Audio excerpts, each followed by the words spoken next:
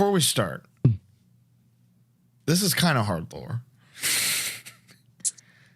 You're gonna see a Band-Aid around my finger today. This is my first ever wiping injury.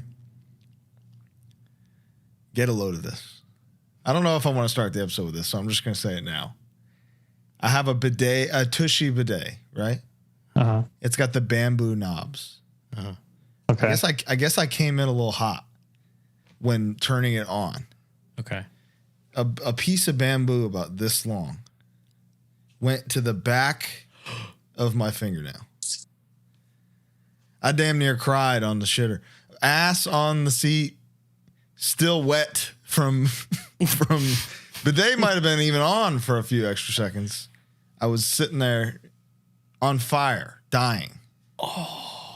You were just so excited to get that cool release. It was over. I was done. It was a saw trap. Dude, Tushy, if you're listening, the bamboo's got to go.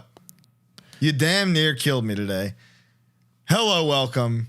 It's HardLore time. How you doing, Bo? I'm doing a lot better than your finger. You sure are. No, you can't. It's staying in. This is a very special episode for many reasons. We have a friend of the show as a guest. Closed Casket fellow alumni, Jake Collinson from Judiciary, Texas hardcore. He's from Lubbock, the only hardcore band from Lubbock ever. Jake, welcome. Thank you guys for fucking having me. I didn't know you were from Lubbock. Unfortunately, but yeah, no, we're. I'm born and raised in Lubbock. The original four of us are all from there. So wow, you guys have both been there. I don't know if you remember it. But. Oh, I remember. Oh, I remember it well. Really? Yeah. What do you remember about it? I remember the venue very well. I remember was it the waitress. Pool hall venue? It was the pool hall. Yeah, Jake's is the venue. Jake's pool hall. Are you any relation? I had a nickel, brother. All right. All right. I remember somebody that worked a white girl with like crazy dreads that worked there. That checks out. You know her? No, but there's probably like 300 of them that live in Lubbock. That's Jake. That's weird. I wouldn't expect that from Lubbock. Lubbock is very odd. Like, I mean, it's just an odd place. And like a bunch of people I find are very in touch with their spiritual side, which also comes into white person with dreadlock territory. Sure, yeah. Sure. Yeah. We played there on the Every Time I Die tour, and it was like one of the only shot shows. Just because like that room is big. Like, huge. Yeah. It's hard to fill for anyone, especially in like West. That's Texas. for Veil of Maya and Upon a Burning Body. That ain't for us, you know? But yeah. Every Time I Die finished, and someone from the band said into the mic, like, "Thank you, Lubbock, putting you on the fucking list." Ooh. I was at that show. I was like one of two people moshing to Harm's Way. Nice. Yeah, that sounds about right. I just remember smelling like cigarettes for like a week because they're smoking indoors there. Mm-hmm. Was there unless you request it without. That's the only thing. Yeah. Oh yeah, that was gnarly. What were like the marquee tours that came through Lubbock when you were a young lad, where you were like, "Damn, this is what I want to be doing"?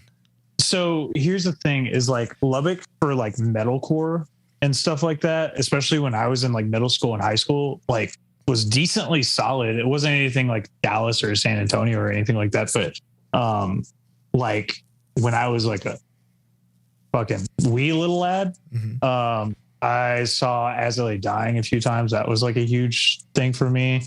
Before my time, Kyle who plays bass in Judiciary told me about a show that he went to that was like Hatebreed, Agnostic Front, somebody else, I can't remember who. Like we would get random really, really cool shit every now and then. But like other than that, like when I was in middle school, high school, it was a bunch of like deathcore and metalcore bands. So your Veil of Maya statement stands, I would say. Dude, Veil of Maya was my first like heavy show I ever went to. Easy 250. Yeah, you read that landscape. Well, so they opened that one. It was Bleeding Through, Unearthed, The Devil Wears Prada, and Veil of Maya. and I was like 12 years old. You were hitting the fucking pit, scratching Dude. and clawing, motherfuckers. I was wearing a little fucking tightest black shirt I could. Sick, dude. Tightest black jeans I could find. I stage dove for the first time and made sure my dad filmed it. No, It was Didn't we all? yeah. If it wasn't that, it was Myra Jahari. dude. Freshman year, my daily, I would wear loose brown Dickies. I'm wearing brown jeans right now. There you go, and a black, a size youth large throwdown shirt, God, the youth large, smallest possible shirt I could. Were you ever a youth large, Jake? You don't strike me as a youth large fella. When I was a large youth, yeah, but like since then, I jumped into like adult smalls when I was probably like 12, I think, and then but that was still like. I was a fucking compacted sausage. Sure. So yeah. Making the realization that like a looser shirt feels better was it's revolutionary. When I discovered size large, dude, and then when I stepped up to XL, that was like I'm an XL with long sleeves or hoodie guy. Oh yeah. I'm a size large with t-shirts. But I got boxes full of mediums. I hung on to mediums way too long. All of my twitching shirts are mediums. Oh, dude, brutal. It's interesting. I mean, I still have this realization sometimes, like lately, that if you just buy things a little bigger sometimes, it just fits you. Yeah. And you don't have to be uncomfortable in clothes. But Dude, also sometimes when you're like, I hate that brand, it's really because, yeah. it's not. Gildan sucks. Well, Yeah, well, Dude, especially buying like vintage shirts and you're trying to justify like a 22 pit to pit. Like, dude, I was just going to say, I can fit into a 21 pit to pit. No. 21. No. You see, 22 is where I draw the line. 22, 28. I look at that and I go, that's my minimum. Yeah.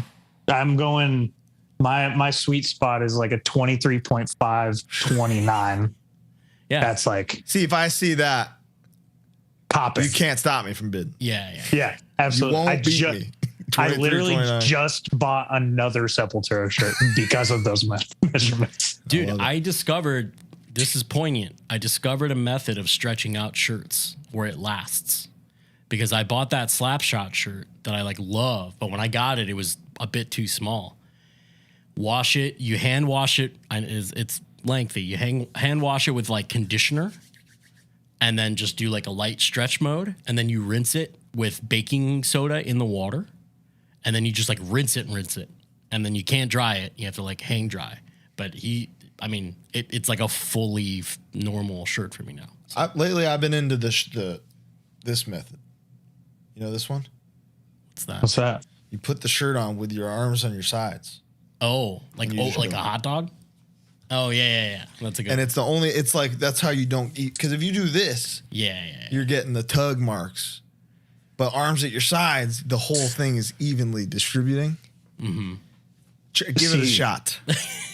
See, I got like a portly gut. I got a real healthy power belly going on. I'm with you. I have to fucking I used to just tug, and it looks like I had fucking dog nipples. And I saw this big dude on TikTok. He does a rolling out a pizza dough method. Yeah. So you go under your shirt and just kind of speed bag it really slow. And you don't do it too hard because then it'll stretch out the neck, but it'll get the stretch without a tug mark. So that's been my shit recently. I'll give it a whirl. I got some small shirts up there. Try it out, brother. Speaking of which, Jake, that reminds me of a Euro compliment that you got that that resonated with me and I liked. It's my Could you favorite. give it to me verbatim? So Tell me the backstory as well. So we were on tour with Bamakara. It was our second time in Europe. We played Return to Strength Festival. Classic. In Querfurt, Germany. Mm-hmm. Yeah. Querfurt. Yeah. That was French. Never mind. I believe we played the first Return to Strength, and it's cool to see that they're still going and it's still badass. Yeah, I think that they just announced last week, and I think I saw that Bamakara is playing it again and Simulacra's playing, which is cool. But yeah, we played that. It was our first time playing that fest, tent in the field. bunch of smaller tents with Germans in them. They were having a great time. Of course. So we show up. We have a really fucking good set. There's a video online somewhere. But like our set was fucking unbelievable. Wow. One of the best Germany sets we've ever had. And so I go to like the merge tent and I'm just drinking water. And I think I'm talking to Xavier, and this guy comes up and he's like, I'm going to do the accent. I don't fucking care. They're white. It's not offensive. You have my permission as a full German. It's all Thank good. you. Thank you both. So I'm talking to Xavier and this guy comes up to me and goes, excuse me, I would like to ask about your workouts. And I was like, my workouts? Like, what do I do in the gym? And it's like, oh, yes. I really like your body. You have a big, strong body. And I was like, oh, thanks, man. Amazing start, you know? Yeah. Like super complimentary. And so I was about to be like, yeah, I fucking do bodybuilding shit, but I don't really eat that great. So, and so like, I started talking to him that, and then he just interrupts me in the middle of it. He goes, yes, I really like your body. You have these big arms. And he's touching me, by the way, when he's doing this. He's like pointing at them. He's like, you have these big arms, big shoulder, and these big breast. But you also have this big, big belly. he was like, oh, it's nice. It's natural. I like it. And then he talked to me for like 10 minutes after that about how much he hated the band Guilt Trip, which was the first band we went on tour with over there. He was like, oh, it sounds like he's whining into a microphone. I don't like it. And then he talks shit about them for a little bit. And then he's like, okay, I'm going to go watch Desolated. Can I have a hug? And I was like, sure, dude, whatever. I give him a hug, and then he just runs into the darkness while Desolated's playing. I don't know. I don't know if he was real. I hope he's no, he was real, 100%. Was he an apparition that just appeared? Is a manifestation of every backhanded German? He's in a family of 10 twin brothers, and I've met them all, I'm sure. And they all have ruined my life in some way. Hans, Franz, Sans, Cons, and Lons. Lons. Brutal. But yeah. We stayed in Vienna one time. I haven't told this story before. I don't remember even what tour it was, but we stayed in Vienna. Peter was with us and insisted on sleeping on hardwood floor with nothing, like no pillow, no sleeping bag, just on hardwood. And I think it was my friend and her boyfriend, their place in Vienna, like really near the venue. And we liked exploring Vienna. So we wanted to stay, whatever. Wien. It was, Harm's Way loves exploring Wien. We love Wien. Yeah. And in the middle of the night, she came out. She was like, my boyfriend is really sick. Like, do you guys, like, are any of you, like, at all met? And we were like, no, we're not. No, we're not doctors. Yeah. Like, do you know what to do? And we were like, she was like, his head really hurts. I don't know what you call it. And we were like, well, take medicine or whatever. They called. Is it aching, maybe? Call fake. They called an ambulance. Oh, damn. And dude, I can only describe it because you said Hans and that's what triggered this. I can only describe it as I just did the thing, Colin. I rubbed my eye. Did the thing. I can only describe it as the entire villain crew from Die Hard 1. Like, were the EMTs? Dude, they were, but yeah, dressed up as EMTs with like ponytails and like glasses and stuff. And Seba even gave him like, he was like, what's up? As they like walked in. And this dude, I don't remember his name. He was like leaving. We were like, you're right, man. And he just went, oh. So was his stomach? No, he had a headache. He had a migraine. And he went to the fucking hospital. Damn. He was fine. Free healthcare must be lit, dude. Must be amazing. You can call the EMT. Call an ambulance. Yeah. I'm starving. Call an ambulance. Jake, have you been to Europe since then?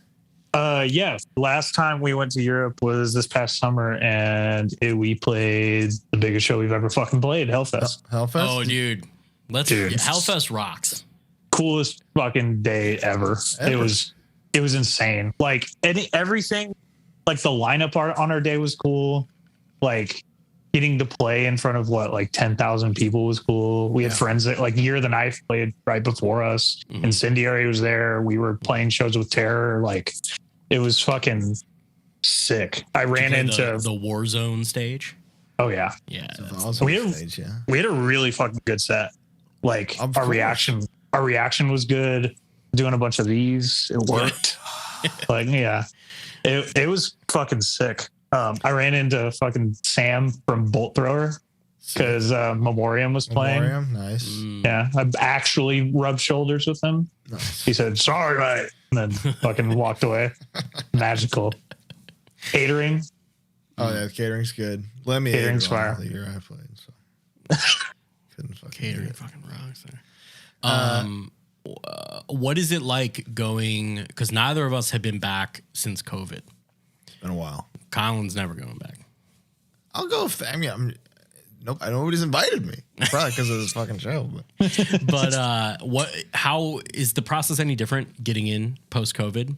Was there any more of a headache? I know things are mostly chill, and I was in Europe not too long, like over a year ago, but like that's not with a band with like a bunch of shit and like visas and stuff. Yeah. So I don't know if anything's changed since last year when we went. There was one pain in the ass thing that happened to us that like, so we showed up in Austin to fly. We were flying to Paris. And we showed up at the gate and they're like, "Oh, do you have this like really specific form for like COVID tracking?" And we're like, "No, what are you talking about?" And they're like, "Oh, it should have gotten sent to you. Go to this website."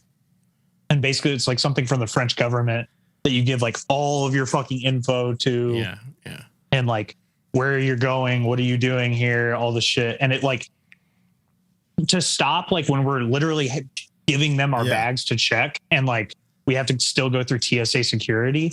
It's like such a pain in the ass. That was one hiccup. And then we were in the middle of all that massive like bag losing shit. Oh, did you lose your stuff?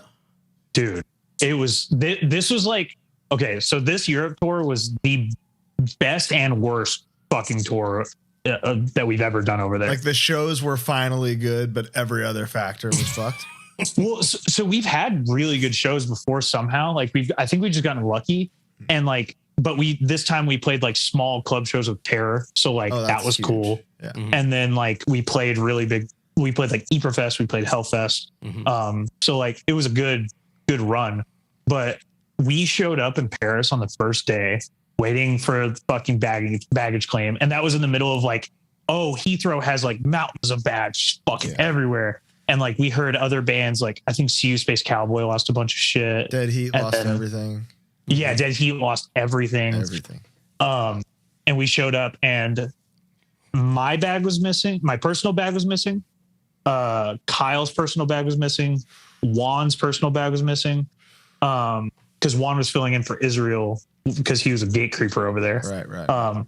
And then Kyle's bass was missing because they made him gate check it. Because we had a connection in Heathrow.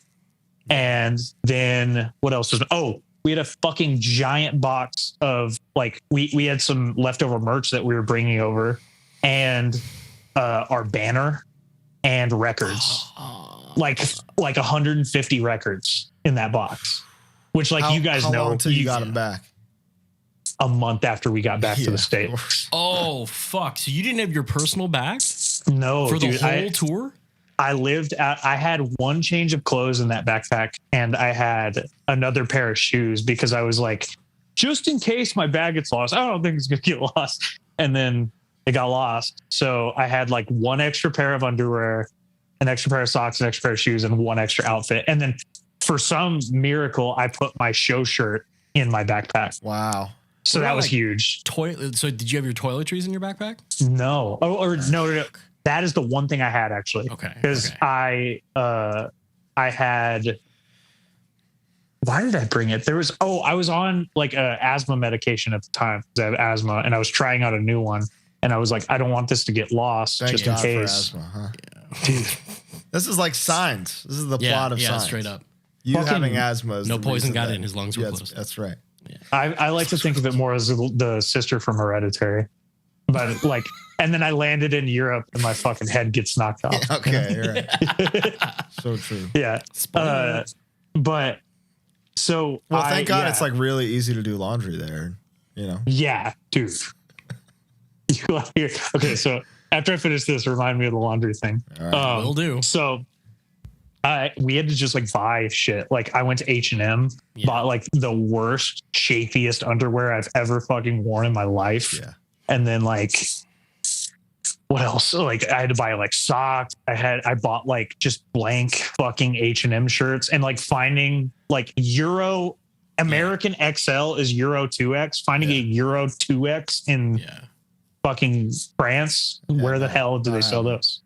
Yeah. So it was a nightmare, but like me, Kyle, and Juan were fucking miserable, but we made it through it. And to cap that off, me and Kyle went to Barcelona for like 3 days after the tour was over, just to like chill.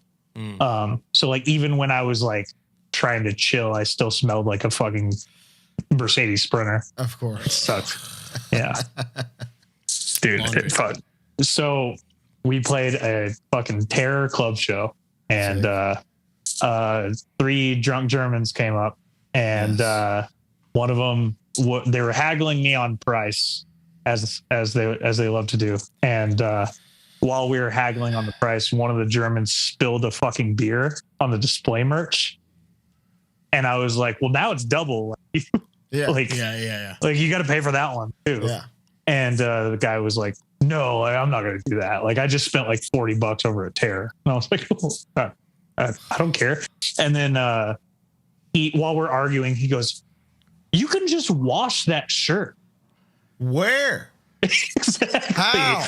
Like, yeah. And if I wash it, where am I going to dry it?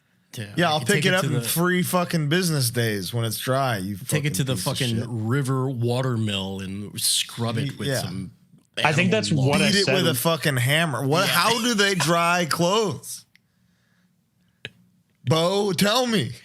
Ich weiß nicht. I don't know. I don't know what they're doing there. I don't know. There's no excuse. There's no screens. There's no air conditioning. There's no fucking dryers. Dude, holy shit. The no air conditioning this last time, especially because of my luggage problem. Ooh. Dude, every shirt I had was fucking sweaty. I wanted to fucking kill myself. And but then the tour was good. The shows are good. The people were good. The shows were good. The people were good. The reactions were good. Like I had a good time. Big belly was good. Big dude, it was full of like gas station sausages. It was, dude. And then me and Kyle went to Barcelona and had like a fantastic time. Like honestly, never been. I think it's my favorite city now. Wow. Really? Yeah, dude. We showed up. We were so fucking exhausted from tour. We showed up, put our bags at the hotel, and then we reserved a table at this place to get paella.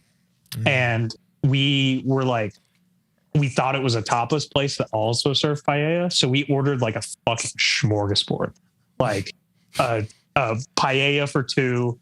And then like this appetizer, I ordered a dish of cannelloni because I thought there was only going to be 1.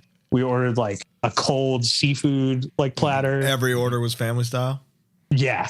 And we ate it. We ate it all. And because of course we did. And then we walked back. How skinny were you after? How long was the tour itself?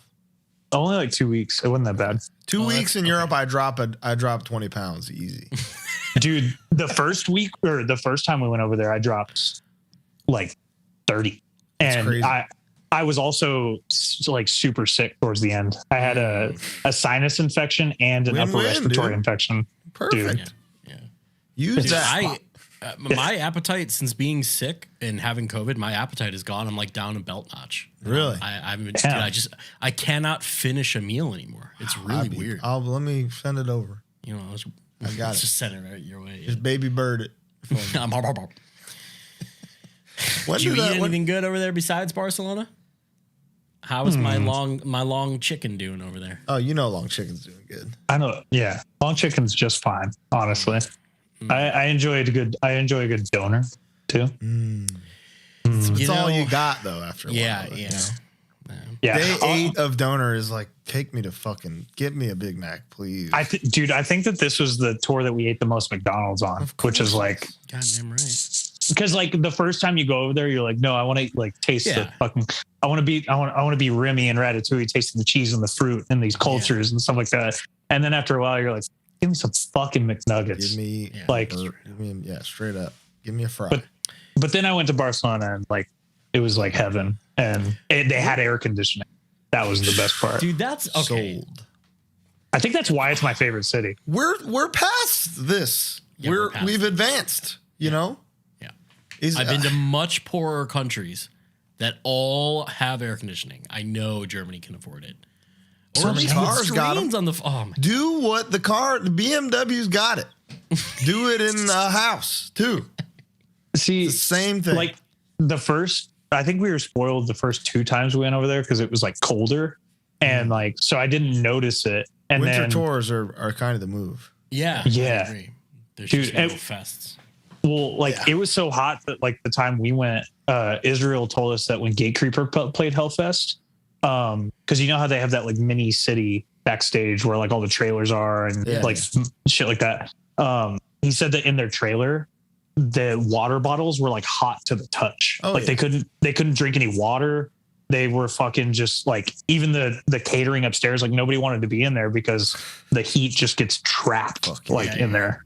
I think they said it like hit over 100 degrees that day. You ever go there during like the Euro Cup or the World Cup or something? Yes. We were in Paris when the World Cup was happening. Like, don't ever do that. Yeah, it sounds horrible. Your shows will suffer so much because they come to the show and like there's just a TV playing the game while you are playing your set, and you'll just see the whole show like your set sucks dick because they have to watch this game. And it's somehow I feel like one time we went and they were just fucking with us because the routing was like every day. We were playing Poland. Poland had a match that day. Playing Germany the next day. Germany had a match that day. So nobody gives a fuck about anything else. It's awesome. I respect it. You know, it's like having a Super Bowl every day. Did you play a show yesterday, Jake? 2 days ago. How was that? Saturday, dude, it fucking rocked. Yeah. Like, was that the Washington one? Yeah, just another gig. We played on Friday right before Comeback Kid. Nice. And there was a bunch of bands that I hadn't like listened to on our day and the next day that fucking rocked. The band that played before us, Denial of Life, was really good. Never listened to them. But like our reaction was really good. We played a couple of new songs and they went over well. Sold some merch, saw some pals. It was a good fucking time, honestly. Playing a new song and it not being a fart is like, what a relief, dude. Because you guys, it's been kind of a long time coming for this record, right? Oh yeah, we've been Flesh Plus Blood. Yeah, we've been sitting on it for fucking. When did you finish? When did you record this? 2 years ago? What the hell? So our original plan for this record, we got done with the Gate Creeper Exhumed tour in December of 2019. And we were like, oh, we don't have another tour till August of next year. Let's fucking just hunker down, get to it, all this shit. And then March of 2020 hit and we couldn't see each other anymore. And we're spread out pretty hard. Like at the time I was still living in Lubbock. So me and Israel were in Lubbock. Austin and Kyle are in Austin and Jimmy's in fucking Milwaukee. Nice. So like, Lubbock and Austin itself is a 6-hour drive.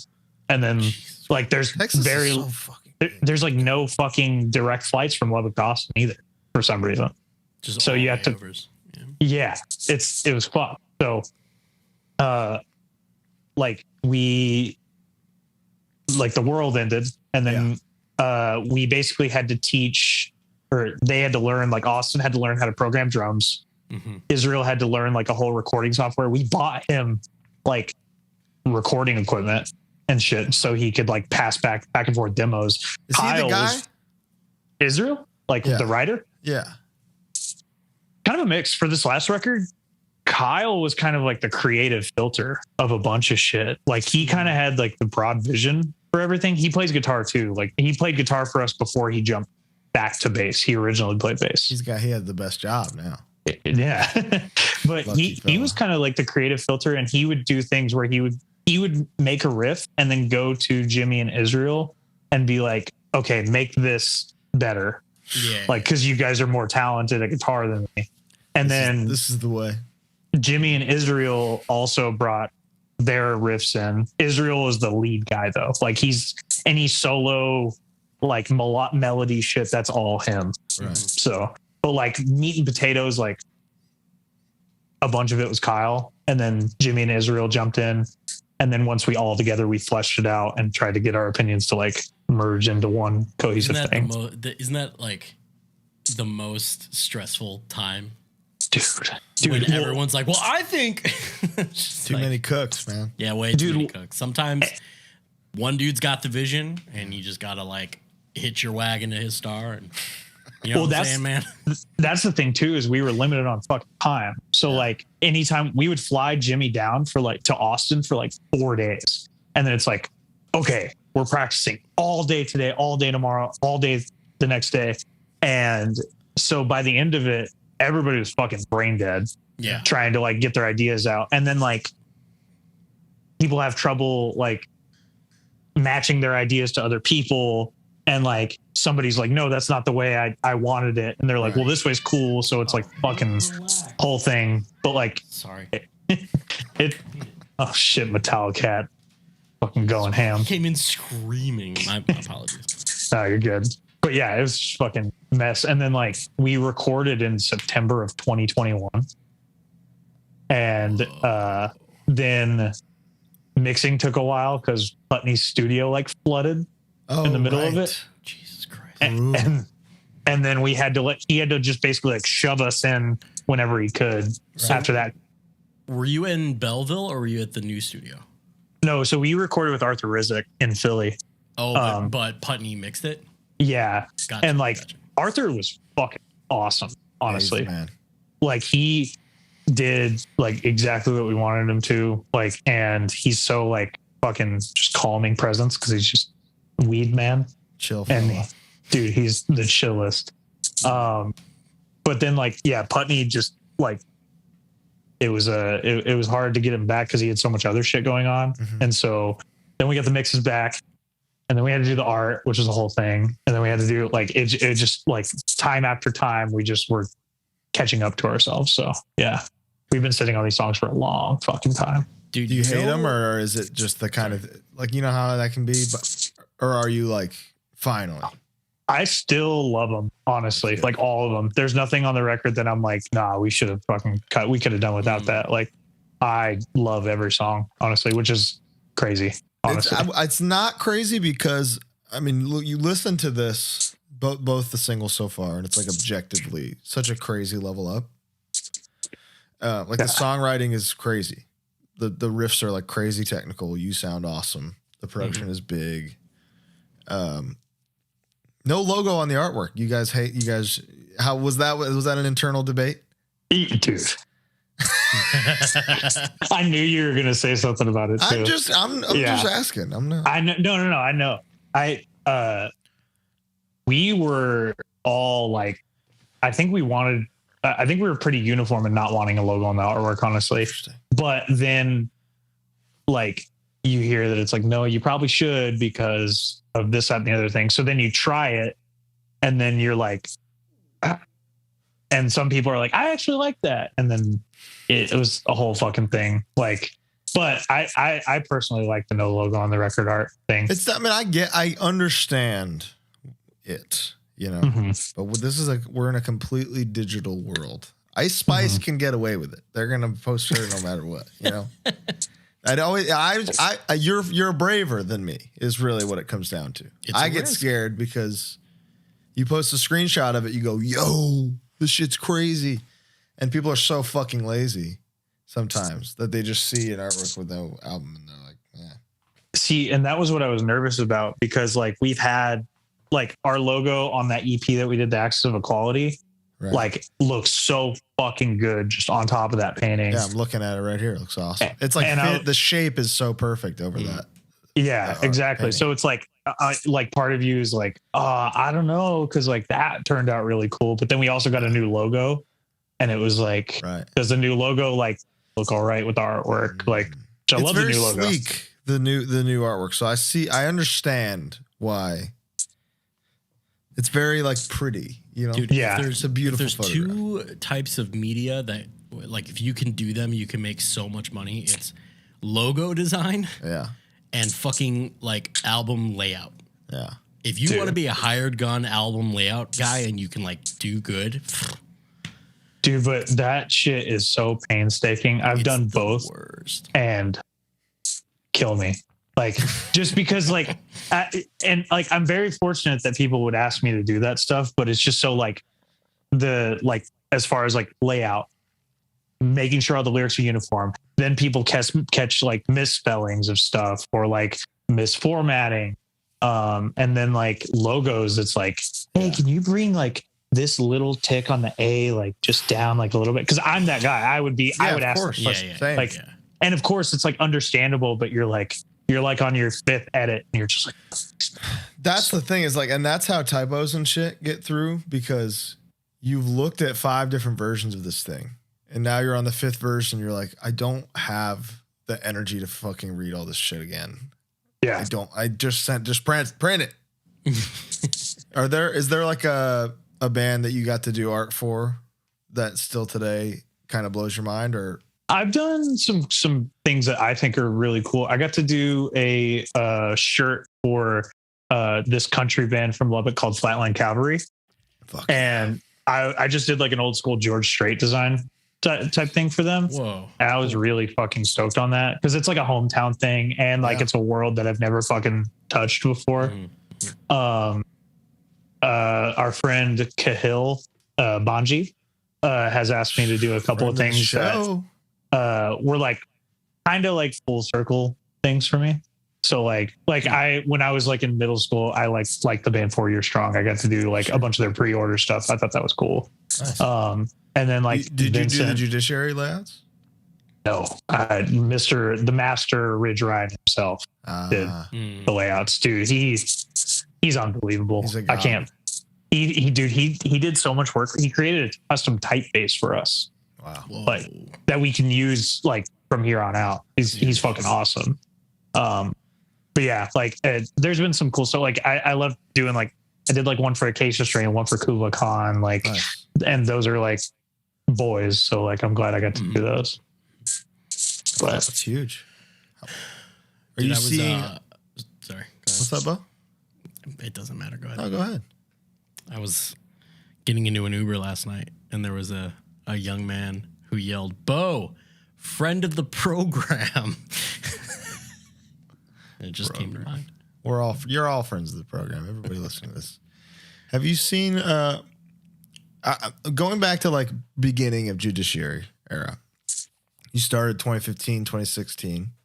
We actually started in 2013. Whoa. I graduated high school and we started jamming in the back of so Austin's parents live like out in the country and like surrounded by cotton fields. So we didn't have to worry about noise. Me, Israel and him started jamming in the back of his parents' garage right after I graduated high school. And then we put out our demo in 2014, like early 2014. Yeah, I don't even think I knew about this demo. Yeah, it only lives on Bandcamp. Okay. I think you sent me this demo along with telling me that you worked at Foot Locker and you could get me 10% off or something. That was probably Kyle. I don't think he worked at Foot Locker, but so I remember you guys tweeted at us in like 2014 that the demo was rad. Whoever I didn't know if it was you or Taylor. It was me for sure then. So we went to This Is Hardcore that year, and Kyle walked up and gave you a demo tape and was just like, "Yo, thank you for like tweeting at us," and then walked away. But he's always looking to give people discounts. I know he's giving you discounts on hellish. My brother. Kyle is 10% of the quality of this show. I'll tell you that much. Thanks, No. Kyle. But yeah, like we've been a band for fucking almost 10 years now. It's fucking insane. The grind, you did the full grind, man. You guys, the difference can be seen in the grinders versus like the bands that just explode overnight. You know, I remember you guys first playing Sound and Fury, and it was like you got this. You played first or second, third. Yeah, because Bloodhound played first that day. Bloodhound played first. Another Texas band. San Antonio. There you go. Big fans. Dude, I live here now. I'm a huge fan. Oh, you're in San Antonio now. I live in San Antonio. I love it. Well, Yeah. You have. We talk about San Antonio a lot. all the time. Do you have any idea why it's so rad for bands? Like, Dude, all I know is these kids beat the goddamn shit out of each other, and I love it. Bless them. We started coming down here in like 2014 because like obviously like we had to get out of Lubbock. We would drive we would drive 6 hours to San Antonio, play a show, and then drive overnight back to Lubbock for 6 hours just so we could make work the next day. And we did that like for years. We did that like it took us a few years to get to play Dallas just because of like politics and people thought we were dorks, I think. Sure. Which fair. But like But you grinded. yeah. Had to. You're proof of the grind. We're little fucking West Texas dorks. Of course we had to grind. I love it. Yeah. But We could smell it on you right when we met you. dude, These motherfuckers grinding. to go back to San Antonio though, Yeah. our first show here, we played to like fucking 300 kids, and best reaction we had ever had at that point. And then we played again the next day at a house show, and that was fucking sick too. Wow. Like it was, I don't know. It's just always been good to us and good to everybody, honestly. Texas to Texas bands is always like a very special thing. It's one of those states that really takes pride in their own art. How long did it take for you guys to get the like Texas loves Texas response? It took us a while, and like it was also between scenes too, because like I said, Dallas, it took a few years for us to even play there. Yeah. San Antonio welcomed us with open arms, and they were like San Antonio, South Texas. Like we played Laredo and Corpus Christi early on, and they put on for us really hard early on, and we fucking loved that. Corpus is a weird one. Corpus is hard. I've played good shows there, and I've played weird shows there. I played the hottest show I've ever played in my life. When like the first time we played there, it was in this little like empty like taqueria that only had one window wall unit AC in the corner of the room, and it was the middle of summer. That was khaki shorts era hardcore. Oh, sure. Brutal era. Khaki shorts, skate highs. Fuck yeah. Walter Delgado era hardcore. The Walter Delgado era. He really, where everybody was dressing like that. Snapback with like a different colored brim. Dude. The snap way open. Barely on your fucking The head. really short Minority Unit 5 panel. Oh. Like dude. right here. Rest in shit 5-panel hats. Dude, Stay dead. I say that because my khaki shorts turned into brown shorts, like just from pure sweats, not shit, I promise. And like I wrung out, it was one of those where you wring out your shirt like hot. And afterwards I had the most like satisfying, we like drove to the beach, and I literally was just like taking off fucking shoes and socks and shirt, just ran into the water, and it was the like most relief I've ever had. It was like unbelievable. So even as a Texan weather does that to you? I'm a sweaty little guy, brother. Okay. Like You've never acclimated. No, dude. Like San Antonio weather, I'm better now because Lubbock is like super fucking dry. Yeah, So like when we would come down here before, it was like I'd step out of the fucking car and I wouldn't stop sweating. Wow. Now that I've lived in San Antonio for a couple of years, I can handle it a little bit better. But I'm still like I'm not sweating like post 75 degrees, like or pre 75 degrees. Oh, No, that's fair. Totally Yeah, fair. like if it hits 76, my armpits start going. They go, we're on. Yeah, Dude, I exactly. remember I was a kid and it gets humid in Chicago, plenty. But I remember I went to a wedding with my dad and my stepmom in Houston. And it was like, I literally said to my dad, like, why are we, I'm so wet. Like, what is going on? He's like, that's humidity. And I was like, that's Dude, what I needed. That's crazy. I remember vividly in my life the first time somebody said humid. Yeah. It was a little kid. It was in 5th grade, and this kid was like, "It's so humid," and I was like, "Who does this nerd think he is with these fucking big ass words?" Fucking weather boy. Loser. What's the hottest show It's you cold ever or played, hot, Colin? dumbass. What? What's the hottest show you ever played? Me? Yeah, you. That one in France. Yeah. Yeah, that one was bad. That one in France. One at Eastside Joe's one time. I remember being like fucked up. That was in Vegas. Yeah. Yeah.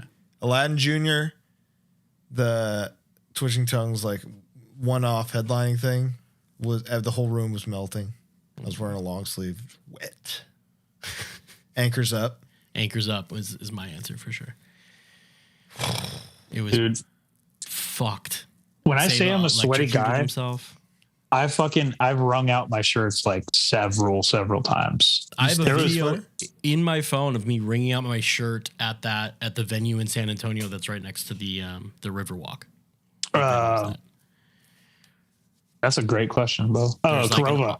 Yeah, Corova. I have a video of me wringing it out I at that saw venue because it was just like unbelievable. I saw you guys there on the Life and Death tour because we were driving. That show.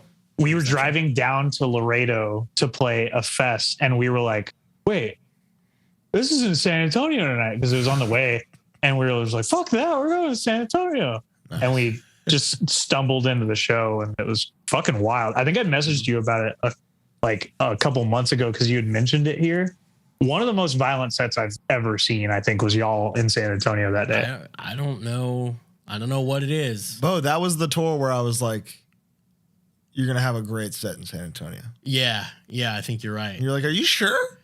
What's weird is early Harm's Way, when we toured with Convicted, we played San Antonio with Bitter End at a New Year's Eve show, and there were 30 people there.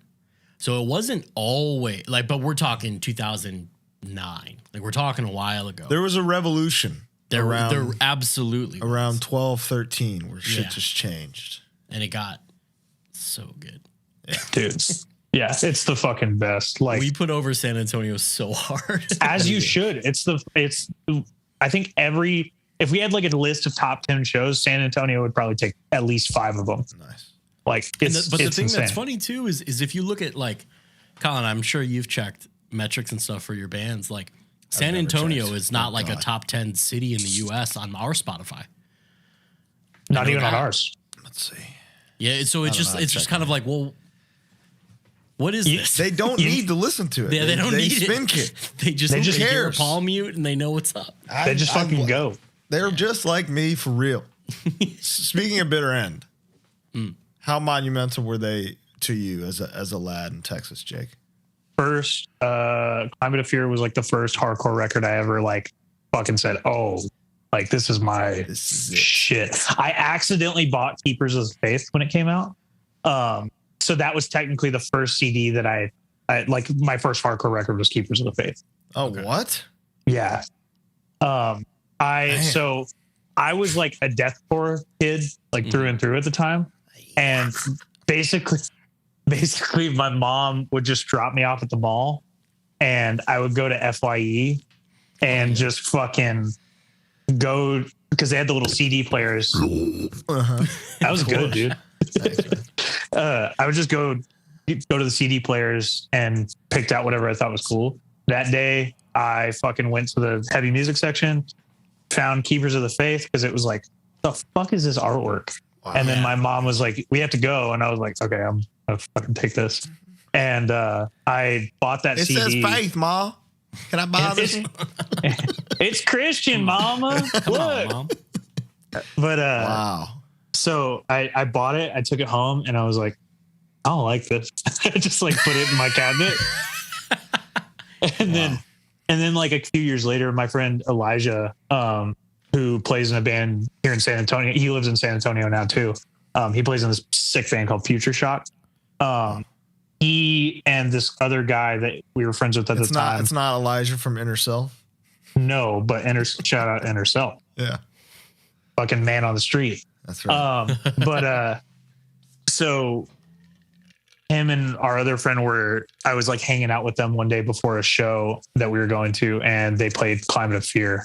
And I was like, so to answer your question, Bitter End was fucking huge. So you often see the thing where it's like Father, Son, Holy Spirit, you know, like the meme where I think it's Iron Age, Bitter End, Power Trip. Yeah. Do you agree with that? 1,000% summary. I feel like that's an objective take. Yeah. I just like to hear it, you know, because it's just like you hear it in literally every fucking band that comes out of here. Like if you don't hear the direct Iron Age thing, you hear the Bitter End thing or the Power Trip thing. Yeah. Like it's you hear that reverb and you go, okay, I know what you were. Dude, I know what you like. Even like side things from like bands that were connected to that, like fucking Impalers and like Hatred Surge and like shit like that, like really fucking resonated hard through that shit. But yeah, the Father, Son, and the Holy Spirit, very true. Dude, Climate of Fear. We talk about paradigm shifts a lot. Climate of Fear, I give TUI credit for killing melodic hardcore, but I think it was 30% Climate of Fear's fault as well. When did that come out, Climate of Fear? 2007. Really? Yeah. That's a lot earlier than I thought. No, I remember they put up, I think the title track and Phantoms before Sound and Fury 2007. They played the pre-show. And like those songs got the fucking pop, you know? Dude. And they were they've been on MySpace for like a day. And they were insane. They're the fucking best. And then like Guilty as Charged too. Like Guilty as Charged came out right when I started like getting into hardcore. So that was like pivotal. Like that year era of like 2011 to 2013. Like I got to give you guys your credit too. I want to punish you for a second. Stop. Fucking In Love There Is No Law. Huge for me. Nice. Fucking like Breeding Grounds as a song hooked me. Because obviously like bands like that weren't coming to Lubbock very much. Like bands like y'all weren't coming to Lubbock very much. And like we would get like a random hardcore tour like pop in. Like or like the hardcore band on the metal tour, but I just remember getting hooked on like certain YouTube videos. The Jabalba music video for Cold, Dude, that was awesome. I watched that. I'm like half of those views probably, and then Taylor's in the pit in that video. Taylor is really very funny. much in that. Yeah. That's incredible. Here it is. And then I slept like on that floor often, a couple times. Yeah. Really? Yeah. That house, goddamn, saw better days. Pardon this interruption. Hello, welcome. It's Manscaped time because today's episode of HardLore is brought to you by Manscaped. Bo, tell them what they got. Let me tell you what we got, Mr. Brother. We got the Lawnmower 4.0. Listen to that. The Crop Reviver Ball Refresher. You know, you're a little stanky. You don't feel like showering and doing the whole thing. You slap this on for the gym or something. And you're it's good a delight. To go. Smells incredible in here. We got the Lawnmower 4.0, man. I shaved my chest last night for shits and gigs, just for fun, straight up. Just to do it? Just to see if it worked. The light in It's like awesome. the shower and stuff makes it really It's really like a nice and hideous, convenient. it makes me feel like, oh no, but then you trim and you're like, oh yes. You're like, you know what? I should do this more often. You know what else we got, Colin? What? Hold on. The Manscaped undies, your favorite that I've really come around to. How did you do that? Anything is possible with Manscaped. Code HardLore, 20% off. Free shipping. They got new stuff. They got so much stuff. They got so much stuff. We don't have it yet, but they got new stuff coming, and we're going to show you. They got a beard trimmer coming. If it's got that light on it, I'm going to moan next time we do an ad. Today's episode is also sponsored by Whatnot, the best new place to buy and sell your cool stuff. you get these marquee names on there. You got Brody King. You got Danhausen on there. You got All Ego Ethan Page on there. Explain, as you just did for me, exactly what it is. I would say Whatnot is like eBay meets Cameo. In that a Cameo, a person of note who has some stuff people might want, is selling their things. At the end of this month, Bo and I are going to be doing the very first HardLore Whatnot. Whoa. So we don't know what that entails yet, but you're going to get some good shit if it's from us. Use the link below, sign up. Whatnot is awesome. They're fans of the show.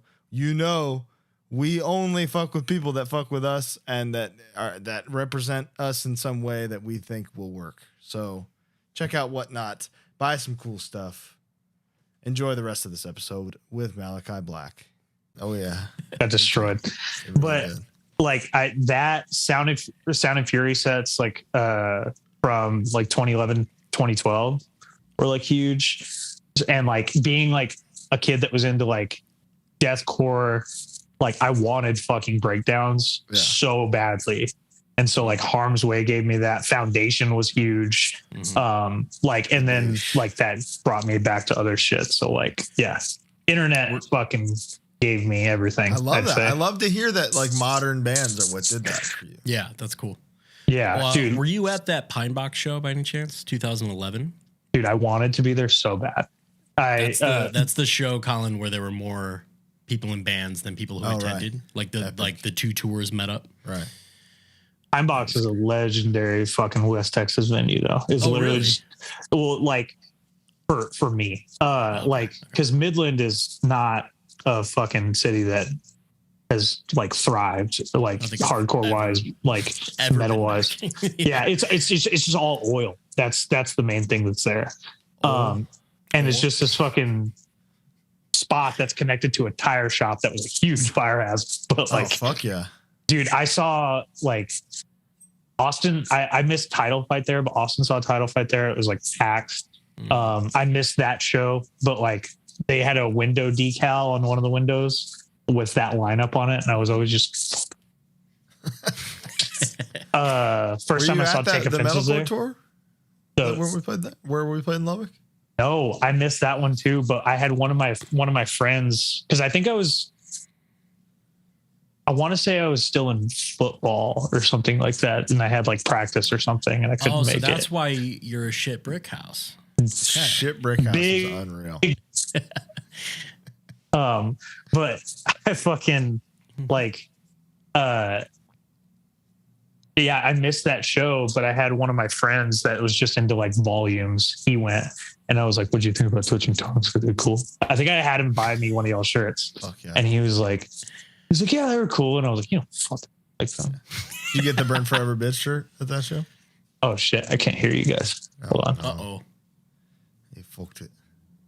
Okay, there we go. We're good. All right. Your big belly hit the button. Yeah. It reached all the way. Gross. Yeah. What was that? Is Judiciary your first band? No. I was in band. I started my first band when I was in like 8th grade. It's fucking sucked. And then I faked playing bass for a band with Austin and Israel when we were in high school. Like I didn't know how to play bass. I borrowed a friend's bass and I just like turned down really low and tried to look as cool as I could. It literally just sounded like fucking the band from California. We were trying to sound like Betrayal. And like it didn't happen that way. You know, Kale Sane is the original drummer of Betrayal, right? You know that? Really? Yeah. I had no idea. Be Kale, dude. That's the name. I booked Betrayal in Lubbock. I booked Betrayal and Alpha and Omega in Lubbock once, and that show was fucking cool. But Lubbock people were not privy to it. When I started booking shows when I was like 17, and I would have to like book hardcore, like any hardcore band I could like convince to come down. I would book them and then put like a little alternative band on it just to try to bring people out. And like those people stuck around, but like it was hard as shit. I lost so much money. Dude, Betrayal in their early Betrayal was a band when they were like 15, 16 years old. Smoking touring bands opening for them. Because they're all in high school and they're all like the whole school came to see them and then dipped. Sick. Following Betrayal used to be the worst days of my life. Awful. I don't think I ever saw them. So Judiciary is your first like real band. Oh yeah, I played in like Lubbock bands. Like I did that one, and then one other one that started around the same time Judiciary did. It was like a kind of like a touche type band. But you're chill like that? What's up? You're emotional like that? I get sad sometimes. You cry? Yeah, all the time. Damn, nice. But yeah, Judiciary is like the only band that's done it by far. The first tour in your life was Judiciary. What was you're the first band from Lubbock to go to Europe? Have to be. First heavy band. Fuck yeah. Buddy Holly definitely went to fucking Europe. I don't know. I heard something about a. Never mind. And was that how it? Was that where it was going? I think that like I mean we might be. I don't fucking know. The first tour. So first tour was in Texas, and it was just like San Antonio, Corpus Christi, San Antonio, Laredo, Corpus Christi, and Austin or some shit, I think. And that was fine. Nice. It was like baby's first tour, and we were in fucking Austin's grandma's Yukon that she so graciously let us use. Legend. Yeah, and then our first like tour outside of Texas was we got invited to play LDB in 2016. Huge. So it was just us, and we did like just a headliner through like Oklahoma, Missouri, fucking Indiana, Tennessee. How many people went to those shows total?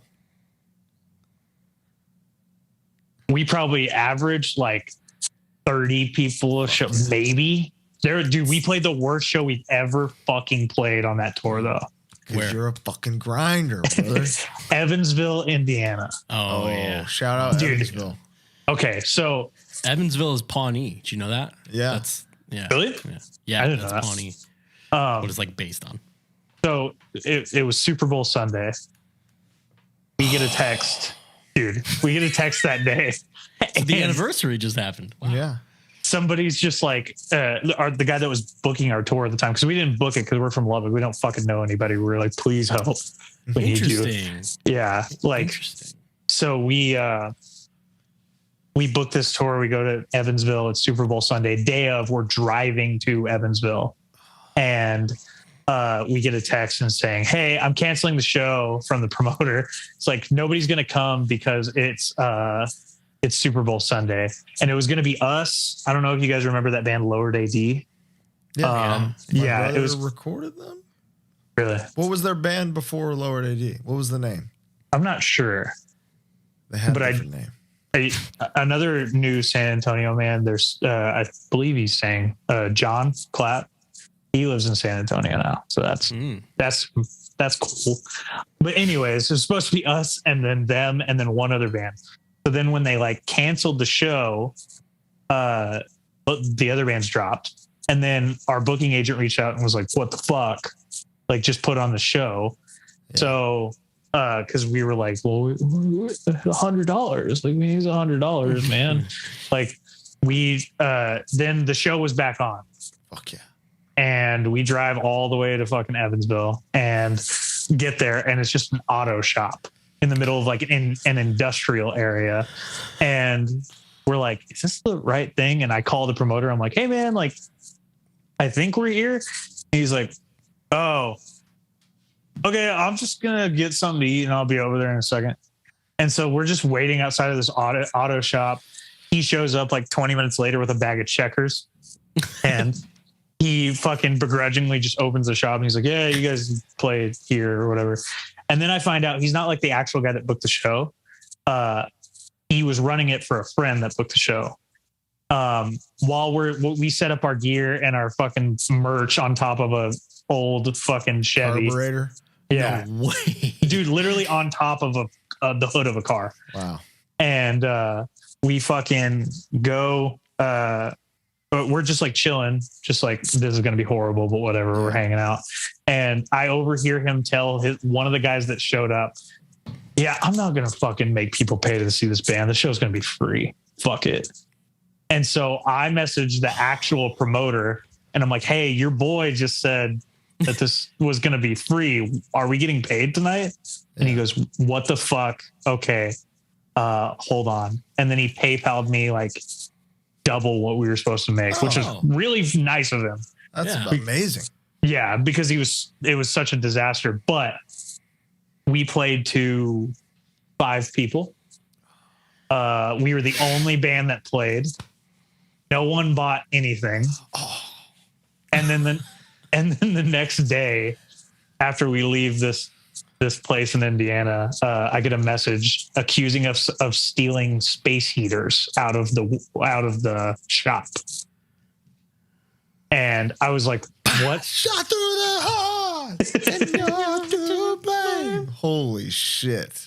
Yeah. So figured that out. He figured out it wasn't us. Fuck you, dude. He figured out it wasn't us, and then he was like, "Hey man, if you guys ever want to come back, like let me know." Fuck you. Did you start booing him? Boo. I should have. Hey, dude. One time, I'm not quite a while ago in an undisclosed location. We're talking like a decade ago. You'll understand. Okay. We played the clubhouse and bar of a motorcycle group club. of friends. House. And it was like you could see like the room from the stage. It was like real deal and like and like as we were loading in, someone was wearing like a support your local whatever shirt, and someone said, "Yo, take that shirt off, the fucking ATF is here." Shit like that while we're loading in to play. Nice. So we're obviously freaking out, and the guy who was promoting it wasn't there, and he was having his friend do it. And like we played the show, and like children are moshing next to what I can only describe as a man in a 5X leather vest. Fuck yeah. Of this association. Like just the scariest, like, oh my God. But they're loving it, right? No, they wanted their cut and they wanted the show to be over. They were not loving it because it was like literally in their like private bar. Did you guys sound dope?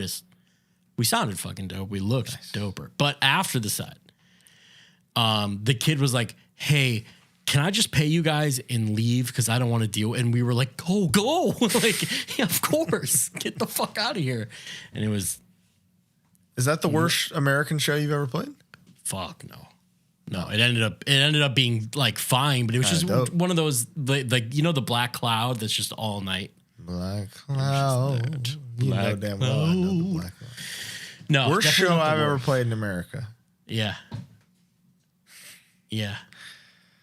Ruckus and Zabalba at my beloved Cobalt Cafe. Jake, you would have loved the Cobalt. There's no waters. The door guy's gonna kill you after the show. Mm-hmm. Ruckus and Zabalba, 0 paid. 0 paid. So you guys just practiced in front of each other. We practiced in front of each other. We got Aldo and Goozy on the guest list. And other than that, ain't a damn soul in there. You know what would have been funnier if they didn't show up. I would have respected it, honestly. But I think when they showed up, we were all just like, yo, thanks for coming, guys. Yeah. For real. On the very first Harm's Way tour, Caution booked it, and we played Kingston, New York. What is Kingston, New York? Near Syracuse-ish. You couldn't get Syracuse? Well, we played Syracuse the following day. Okay, bear with me. We played an open mic. Like, people doing poetry. The MC sang a song, and then we set up and played power violence songs. Fucking slam poetry, am I right? Yes, in a cafe. Yes. Like with patrons. That was terrible. And there was Berets also after a and night. Yeah, that was after a night of sleeping in the van because who we were supposed to stay with never answered their phone. Then we played Syracuse. That was Karma Kramer. And then we played Syracuse at a suggested donation show in a punk house. What did they suggest? You go fuck yourselves? At one point, we were handed 2 rolls of pennies. Damn. That's $1. That's $1. We got $1. So that 24-hour period was really brutal. Very brutal. Those are the worst shows for sure. Wow. Jake, you drove for Uber for a long time, right? Where at? That's how you met your girlfriend. That is how I met my girlfriend. She was a passenger? Yeah. She went to Texas Tech, where I also went. And I didn't meet her while she was there, but she was up for her friend's graduation. Yeah. And I picked her up and we went. I usually was like, if they ask to go to food and they're cool, fuck it, I'll go. And her and her friend were cool, so I took them to Taco Bell. Where all good love stories happen. And we were just the line was taking long, so we talked, and then we exchanged info. But it was, dude, 1 in a billion. Yeah, don't get any ideas out there, all you little Uber drivers. You're the only one that's ever succeeded. Yeah, absolutely. Wow. I used to do that between tours because I couldn't keep like a fucking job. I worked at Costco before that, and they were like, well. Which was like a fucking sick job. Yeah, for me they being pay like fat, right? For me being like 21 years old, and like it was awesome. And I had like the best job. I worked like parking lot security in one of the safest parts of Lubbock. So you're just putting carts back. Yeah. Right? And I was telling skateboarders to go behind Cabela's and because there was a better spot over there. First of all, there's a better spot. Second of all, I was literally dope rail in the back. I was literally fucking Steve Buscemi. I'm like, hello, fellow kids. Did you get a discount on the hot dog? No, but dude. It's okay. You don't need a discount on that. I got a free membership though. That shit was sick, and it was the $120 membership where you get like 2% back. 2% back. Wow. Pays for itself. I've never stepped foot in a Costco. But next time you're here, you and I will take a little trip, have a good time. Go to Costco. I'm a big fly fan. home with a bunch of. I'll be there in a month. So. You like the pizza, Jake? Oh yeah, that shit fucking kept me alive for the couple of years I worked there. There would be some times where I would feel really fucking like shitty, and I would get like a pizza and a hot dog combo, or a pizza and a chicken bake. Fucking yeah. A big thing in our house was the pizza. We get a Costco pizza and the tub of Wingstop Ranch. Holy shit. That's the heaviest meal I think I've ever heard. That's called ultimate. You know, the brain expanding guy in the universe? That's me when I eat the Costco pizza with the Wingstop Ranch. You were namasteing real hard. Oh, namaste in this fucking chair after that one. You hit equilibrium in that moment. Yeah, absolutely. Now, you a drinker, Jake? I am. Wait, did you say a drinker? A drinker. I'm an edgeman, brother. You're an edgeman? Okay. I got the little hard work jewelry necklace like everybody does. There you go. Yeah. Samayoa family. Famayoa. But that's why I fucking did Uber, was because I don't drink, and like it's college town, so like driving around drunk kids makes you money. Yeah. Was that at all? And please don't take this despairingly, but I imagine that in West Texas, pretty heavy drinking culture, I would imagine. So was that at all? We don't need to get into the like, why are you straight edge? Because we're all fucking straight edge for like basically the same reasons. But like, was that at all? Because it's dope. Was that at all like challenging? Being in a place where it's like, what do you mean you don't do this? It's like yes and no. Like I just never fucking had the interest in it. And then like when I was able to, when I was around like drinking and stuff like that, like I just see like how like, I don't have a problem with anybody who wants to fucking drink, do whatever you want. But like, I see, you know, how risky it is, like people getting too drunk, or like they just have one too many and it fucking ruins their life, or they like get drugged or some shit like that. Like I'm good. Or they man. just die. Dude. Yeah. Like, dude, driving Uber, like stupid fucking college kids just being so irresponsible and having no regard for like themselves at all. Like, or other people is insane. And just like you said, West Texas drinking culture, like being in a college town, the young kids fucking start drinking because that's all they can do. And the old people, they've drank since they were fucking young kids, just like these other people. Insane. Have you ever spit something into a spittoon as a Texan? No. That's I think my Texan card might be revoked. What am I going to spit? The little shredded jerky shit? Or some seeds or something, you know? Oh, I do enjoy some seeds. Here's another Texas question for you. You're eating a bowl of chili. Beans or no beans? I'm going beans. You're out, dude. You're out of Texas. You have to I enjoy a bean. Get them beans out of there. I mean, I enjoy 5 bean chili is a a thing. Is that not a thing? What? 5 bean chili is a thing. Yeah, it's a thing. It's Not in Texas, brother. thing. I'm from West Texas. It's different. Okay. It's different. Let me ask you this. You love Tex-Mex? You only love Tex-Mex? No, I like You're not one of those guys that's like, it's the best in Texas, man. I can't eat Mexican food without barbecue sauce on it. I'm not with the fucking like Texas, California, Arizona, like fucking supremacy over Mexican food. I'm not with the tribalism. I like it all. It's all good. I love Tex-Mex. Good. That's Dude, right. queso? I can't believe queso. Even I like queso. Queso is unbelievable. Yeah, if you didn't, you would be.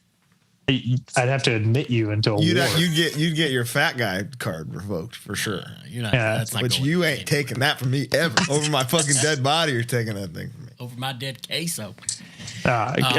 Fucking. I like a good California fucking asada burrito. Delicious. You can't beat that little street. And tacos. here's the thing, and I'm with you because like, if put that same burrito with some Texas queso. That's what makes a Tex-Mex. You just dump queso on it, and it's Tex-Mex. And boom, you're in Texas. Yeah, it's beautiful. What a beautiful thing. with you. You're right. Onions, cilantro, and lime. Like that's it. Pretty much, yeah. That's all all. That's all you need. That's like I'm in Tijuana getting some street tacos. I don't need nothing else. Let's talk about food. I can't believe a lime. Like lime everything. Okay, I know this one's controversial, but lime cucumber Gatorade. My Not favorite. controversial at all. Yeah. Delicious. My favorite. It's the best. Not a fan. I would say that's their last great innovation. Yeah, absolutely. Lime flavored Lay's. My favorite chip. I like that. Your mouth may never function the same again, but delicious. It's fucking worth it. Captain Crunch ain't got nothing on the weaponization of the lemon Lay's. I went to a restaurant with James and Aaron the other night, Colin, and it was a Mexican place called Canton Reggio in Pilsen here. Sounds Italian. And you order. I know it does, but it's awesome Mexican. You order your food by the kilo. Huh? So we got a kilo of steak and a kilo of chicken. Why? What do you mean? Why? Wait, like 2.2 pounds of food? Yeah. We got 4.5 pounds of food, brother. It's not a unit of measurement I'm familiar with, so I would not have a good time, you know? Every kilo is a lot. Isn't it crazy, though, when you're eating something? You just said this, Jake, but you'll be eating something you've eaten your whole life, and you'll be like, this is delicious. But then you squeeze a quarter of a lime onto it, and it's like, what have I been waiting for? Mm-hmm. Dude. Where was this? I'm unsure what I'm going to do for dinner tonight. You guys are making me want to get Mexican food. I'm 100%. Let's talk about food. What's your Whataburger order? So here's the thing. Oh. If I'm still living in Lubbock, my number one of all time Whataburger order is the green chili double, add mustard, add bacon. It's a double cheeseburger with just green chilies, mustard, bacon. And Lubbock has it year round because it's so close to New Mexico that they can get the hatch chilies like always. Oh, but they bring it around. Chili? Yeah, like I guess like they all just come from Hatch, New Mexico. So Lubbock has it year round, but seasonally they bring it down everywhere. And so when it's seasonal, I'm there multiple times a week. What season is it? They don't have a special right now. I don't know what the fuck their problem is. No, I'm saying like what time of year are the Hatch chilies available? I'm fucking Pepper stupid. season, bro. I think it's like fall. I'm pretty sure. Beautiful. Yeah. You get the pumpkin spice latte on the way to get them Hatch chili burgers. But I'm doing green chili double with fries, regular and spicy ketchup. And I'm the last few bites of the burger, I'm dipping in spicy ketchup. Dude. With a full sugar Dr. Pepper, obviously. Ooh, full diesel? Still? I've slowed down a lot. I got into fucking sparkling water because of my Dr. Pepper problem. Huge. Like I just figured out that I like the burn. And but like if I'm feeling spicy, I'm getting a full sugar Dr. Pepper. I've taken an affinity to Sprite Zero recently though. Love Sprite Zero. Sprite Zero is great. It's my favorite. The ultimate nighttime soda. Yeah. That's right. If I can't get the green chili double though, okay, so I guess I have 3. The other one is just a bacon cheeseburger, like bacon cheese Whataburger, solid. You big bacon guy? Oh, bacon. Put it on a burger, my mind is blown. Wow. Also the patty melt. There's a bunch of Whataburger shit. Patty melt's awesome. Fucking the breakfast, so good. Yeah, the breakfast is maybe the best thing they got. Dude, they took away my favorite item. Breakfast over McDonald's breakfast. I'll say that. Wow, that's a bold statement. I'll say it right here. I agree, but I never thought you would say it. I think the biscuit stuff. They took away the jalapeno cheddar biscuit. It was my favorite thing. They're gonna take that away. They're gonna bring in these hands. I'll tell you what. Have either of you had the new Dr. Pepper yet? No, I'm not a strawberry guy. No, I haven't. I haven't been able to find it. I respect the good doctor and all the things he does. Of course. But I won't be touching that. He spent all those years in medical school and his residency for a reason. Exactly. Is Dr. Pepper HQ Texas? Right. Yeah. Really? Dr. Pepper is Texas born, bred, and strong. There's a part of Texas lore. Texas? I think it's Dublin, Texas, like the middle of fucking nowhere. Yeah. Welcome to Dublin. Between San Antonio and Houston, is that correct? I honestly don't know. I thought it was like somewhere north of Austin, but I could be wrong. We stopped there. Yeah, really, of course, and had a blast. They'll give you like a tour, and then you can get like cane sugar Dr. Peppers, like glass bottle shit there. Nice, lovely.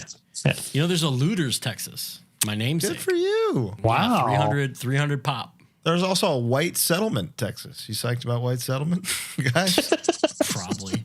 Bet you are. Right next to my dad lives in Lipan, so I've been doing an offensive Texas accent this whole episode, but I'm half Texan. Right? Honorary for sure. I'm honorary. I'm in there, and I'm in the cut, dude. in the prairie down there. around Weatherford, right? Right up from Weatherford, right outside of Weatherford, which is right next to Fort Worth, Texas. Mm-hmm. Dockyards are. Right. I ate at a CC's there one time. You did? CC's Pizza. Pretty much shit my pants, but yeah, worth it. Yeah, CC's Weatherford is kind of lit. Is it? Every fast food, the Wingstop's across from the Taco Bell, which is across from the Chick-fil-A, which is across from the Raising Cane's, and that's where my metric is for litness. That's the litmus test. The litmus test. The litmus test for me is the 4-block fast food ratio, and Weatherford is lit. You know what the Judiciary litmus test is? Especially for hotels. Ooh. If the hotel is near a Starbucks. Oh yeah. Dude. But it can't be we proudly serve Starbucks. No, like we almost had in Baltimore the other day. That was tragic. The Cambridge Hotel. Yeah. Starbucks in the lobby, Dunkin' across the street. Yeah, and a real Starbucks in the lobby. I'm moving in, kid. And a Whole Foods in the parking lot. Oh. That's rare. They got That's it all. That's a unicorn. Right. Dude, I can't do Dunkin'. I'm sorry. You'll change. That's just you're a Southern. You'll grow up. Dude. It's milk with a splash of coffee. Yeah. Yeah, It feels good. Do you think you're Sucks. better than Ben Affleck? Get that up in you. Did you see that Ben Affleck Super Bowl? Of course I did. Yeah. It was I a good shit commercial. myself. Screamed. Ah. So you think you're better than Ben Affleck, Jake? He was Batman. You ever date Jennifer Lopez? Oh. What about Dating Ana de Armas? neuroscientist. You ever do that? You ever been an angel in Dogma? Yeah. You haven't. I'm sorry, guys. Show some Hit some respect. Q&As. Yeah, we can do some Q&As. What's your favorite food in the world? Like fast food or food? The food? thing where is it Whataburger? Is that your pick? Or are you sick of Whataburger? What? Give him an example. I ate What Whataburger would yesterday. What would your answer be? My answer? Favorite Yeah, is it food pizza? in the world? Yeah. Don't get incredulous with me. You just asked him this. My favorite food in the world. Damn, this is tough. It changes, you know. It does, but I've thought about this recently, and I was like, I think this is it. Like my favorite meal Yeah. There you go. is a Japanese dish called tsukemen. Really? It's a cold noodle in a hot broth. It'll fuck your ass, Bo. I don't want that. No, you do. I think a nice chicken parm. Vodka parm smoked. Oh my god. Yeah, no, I do love a vodka penne. You know, That's probably number 2 for me. Penne vodka. Respect. now that I'm thinking on it, like I want to say like a good ribeye or some shit, Oh, but like my comfort food is just like a plate of fucking enchiladas and fucking rice and beans. Rojo or Verde, brother? Fucking rojo. oh, Unless I'm getting chicken. But if it's Chicken's like Verde for sure. yeah, but like I'll take any genre of enchilada, like cheese, beef, brisket, chicken. That's just a comfort you been to food. Salsa and Beer yet? Oh yeah, You dude. get the creamy chicken enchiladas? Because that's what Taylor told me. Yeah, you have. Dude, I think about salsa and beer all the time. I forgot who. I want to say Isaac posted him going to salsa and beer like last week, and I was like salivating thinking about those. Maybe that's for dinner tonight. I might have to go. There's a place. There's like a fast casual place here in San Antonio called Mama Margie's, and it is like 5 minutes away from my house. Best bean and cheese taco fucking ever. I'm about to get like 8 of those bitches. You recorded with Taylor your first LP. Yeah. How was that? You had fun? It was fun. I recorded 2 things with Taylor. Austin, Israel did a death metal band called Terror Chamber, and we originally weren't going to do it with him, and we were like, fuck it, let's just go to California and record the death metal LP with them. That's bad. Or EP. And we played 1 show and never fucking picked it up That's again. the way to do it. Yeah. Because sometimes that one show is really good, and then you got a stew going. But The one show was good. It was not in Lubbock. It was in Fort Worth, and it was with Gate Creeper and Full of Hell. It was a good ass show. I bet that sounds good. But yeah, recording with him was fucking cool. I mean, like all of his, the thing is when we recorded with him, it was like, he's been in so many fucking things that we like and love, and he has valid input on literally every single fucking instrument. Like drums, his drumming is fucking insane. He did that. Yeah. Guitars, his fucking riffs, obviously, and then like Perfect palm mute. I love Disgrace. Like Disgrace vocal. Like I love Taylor's vocals so much. And like he fucking rewrote like a couple of riffs that we had. Him and Israel meshed really well together. And he doesn't hesitate to tell you you sucked when you did the take. Which is good. It's what you need. You do need that. Sometimes you're convinced you don't, and then you were wrong. Recording with him was a huge reason why we got on Closed Casket too. Like Right. we went in to record with him without having a label like ready to go. We were prepared to just literally hit up record pressing plants and self-release the whole fucking thing. And we were just like, fuck it. Like we'll do it ourselves and nobody wants it. Cause we weren't getting hit up at all. And we were already shipping out records regularly because we had self-made a bunch of records before that. That's cool. And he sent like recordings in progress to Justin. And I remember I was sitting on the toilet in Taylor's house, and he texted me and said, Justin likes the songs. He's going to hit you up soon. That's I awesome. was like, yeah. Some of my best ideas ever on that toilet. So I know how you felt in that. I've been there. Good toilet. Great toilet. A lot of Twitching Tongues lyrics on that toilet. I love that. Oh, you fucked yourself trying to fuck me. That's awesome. I mean, now you're on LP2 with Closed Casket. He's obviously the man. He fucking rocks, dude. How was putting this record together? You excited? I'm so excited. I couldn't be more proud of it. It's a shift. It's a shift, but it's the biggest piece of advice I would give a band when they're they start to pop and then they're doing their next thing is evolve, don't change. Yeah, right. And I think that's exactly what you've done. That's a good way to put it. You guys rocked my ass the other night in Chicago. I was ill and I was there with an ear infection and you guys were so loud that I left before inclination. It was so fucking loud that I started getting a headache. I was just I think that was your equilibrium. You got vertigo or something? I did. Dude, now. This was right after COVID. It was recent. Dude, those shows were the first ones where we started doing bass drops. Oh yeah, I know.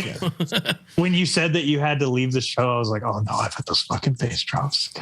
Really hard. Because the sound, the person who did sound was fucking unbelievable at that Chicago venue. I think that was at Cobra Lounge. I believe she did our sound at the Isolation 10-year show that we did. I feel bad because I forget her name, but I only met her once. I heard she does sound for Skeleton Witch or something metal band. It's the same gal. She's got it down. That room. When that room has people in it, the Cobra Lounge can sound pretty bodies. Good. Yeah. That show fucking rocked. Mm-hmm. Good. So the recent gigs are good.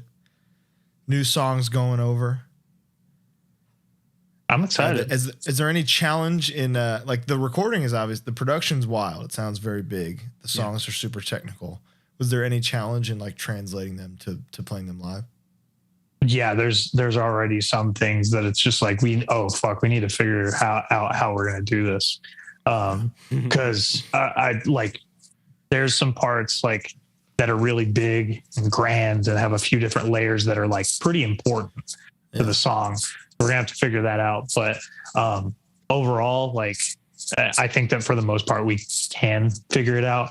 And there's always a way. It's never going to be the same as the album. So you just got to find some kind of middle ground. Yeah. Well, and the other guys are fucking so goddamn talented that it's just we're good.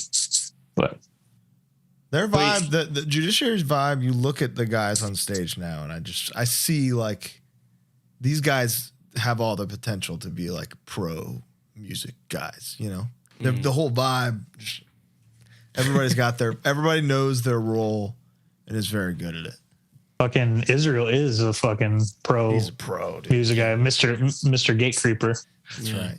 They drafted him.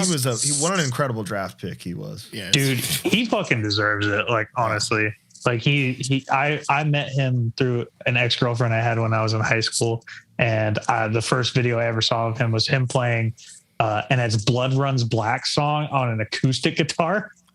And he posted it on Facebook. And then we started, he started his first band with Austin, the one that I faked playing bass in. And he would show up to gigs with an Ibanez Geo in one hand, no case, and a fucking Line 6 Spider in the other hand, and said, I'm ready to play. And no pedals. No pedals. No tuner. To go. Just my ear. He deserves to be playing all the shit that he does. He's the man.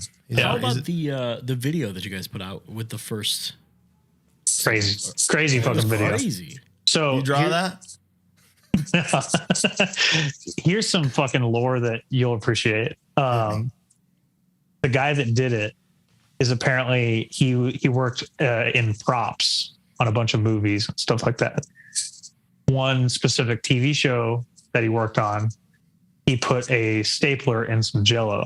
Oh shit! Damn. Yeah, he was the prop guy that did that. He did a bunch of shit for Gone Girl too, And he did it, and then our friend he like animated it, and then our friend Michael produced it. Who found him? Our friend Michael. Michael works in a creative team called Muted Widows. Okay. And they've done a bunch of different music videos for like King Woman, Drab Majesty, Boy Harsher, that kind of fucking world. Yeah. And so Bo, he's like, Bo can't believe that world. That's Bo's. That's Bo's shit. It's a sick world. Yeah. But sick and fucking sick. I put together, or I was Dwight for Halloween one time, and I put a stapler in Jell-O, and it took the recipe that I read said to put like 6 packets worth of Jell-O in one thing, and it still fell apart. Wow. Well, that guy probably figured it out. Or it's just like ballistics gelatin or something. Mr. Clint Carney is built different. Wow. Clint Carney. So that's some lore. That ties it all back. Yeah, I love it. To Bo and I. He fucking that video is unbelievable. I like. Yeah, it's crazy. It's really cool. It's art. Wild. Quite literally. Very impressed. You want to take some cues from the people now? After a hard 90 minutes? Let's do it. I'll take some cues and I'll give some A's, man. I love it. Is there any vegan food you've been impressed by for all three of us? Chicago Diner. Yeah. I had the best Reuben sandwich I've ever had at Chicago Diner. Not vegan or not vegan. And a carrot cake shake. Yeah. There's a vegan shake there that's really good too.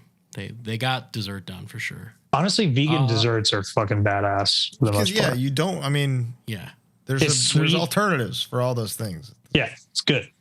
Yo, Donut Friend. That's vegan. Yeah.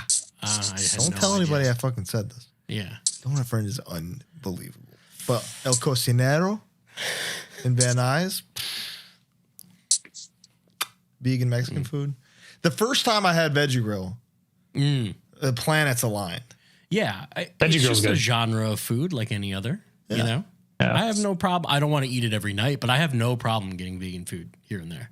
I also don't think it's as good. Like the next time, it falls off. Yeah. Right. Veggie Grill sucks dick now. Donut Friend still goes fucking hard. And Cocinero's good. Yo, did you guys have Senna vegan ever here? No, but I heard it was bomb. It used to go crazy. But Cocinero is like the better version of that now. Handlebar here in Chicago is the one. What's that? It's just a vegan spot, but it's like all good. They have a Nashville hot chicken sandwich that's just a chicken of the woods mushroom, but like breaded perfectly, and it's fucking awesome. Chicken of the woods is hilarious. Yeah, I know. Vegan Avenue in San Antonio has a good brunch, and then there's a fast food place called Project Pollo here that a bunch of my non-meat eater friends love. I think it's good. Nice. Project Chicken. Don't like vegan restaurants. We're happy for you, but like, I don't want to try it. Can Judiciary start playing 7.65 millimeters? Probably not. But all right, I get why people like that song. I don't know if we'll ever play it live. It's a good song though. What's our favorite Pantera song, guys? Suicide Note 1 and 2. Yeah, dude, Aaron and I listened to that yesterday in my living room. Just sat there. How did they do that? I don't know. Weed. That fucking... Yeah, that's crazy. Fun too. Yeah. Strength Beyond Strength is pretty hard. To open a record. Yeah, it's crazy. The record starts with... Yeah. It's fucking nuts. Dude, the fucking long ass scream he does over the fucking insane. Becoming intro with the fucking double kick thing that nobody else in the world can do. Like you have to be able to lead with both feet to do it. Vinny was gangster. Dude, we were just talking about it. He was fucking awesome. I love a fat drummer. They're the best. Nick Barker. The suicidal guy before he was skinny. Lord.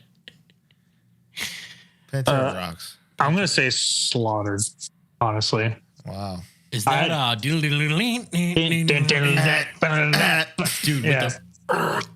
See, favorite Pantera riff though? Primal Concrete Sledge Breakdown. Dude. But the fucking that's like Judiciary. That's Israel Garza guitar lesson 1, honestly. Dude, yeah, absolutely. That sounds crazy. Somebody wanted to know talk about your sick design work, which we did earlier, but thank you to that person. He'll design some stuff for you. Top 3 Judiciary songs to play live. Oh, that's a good question.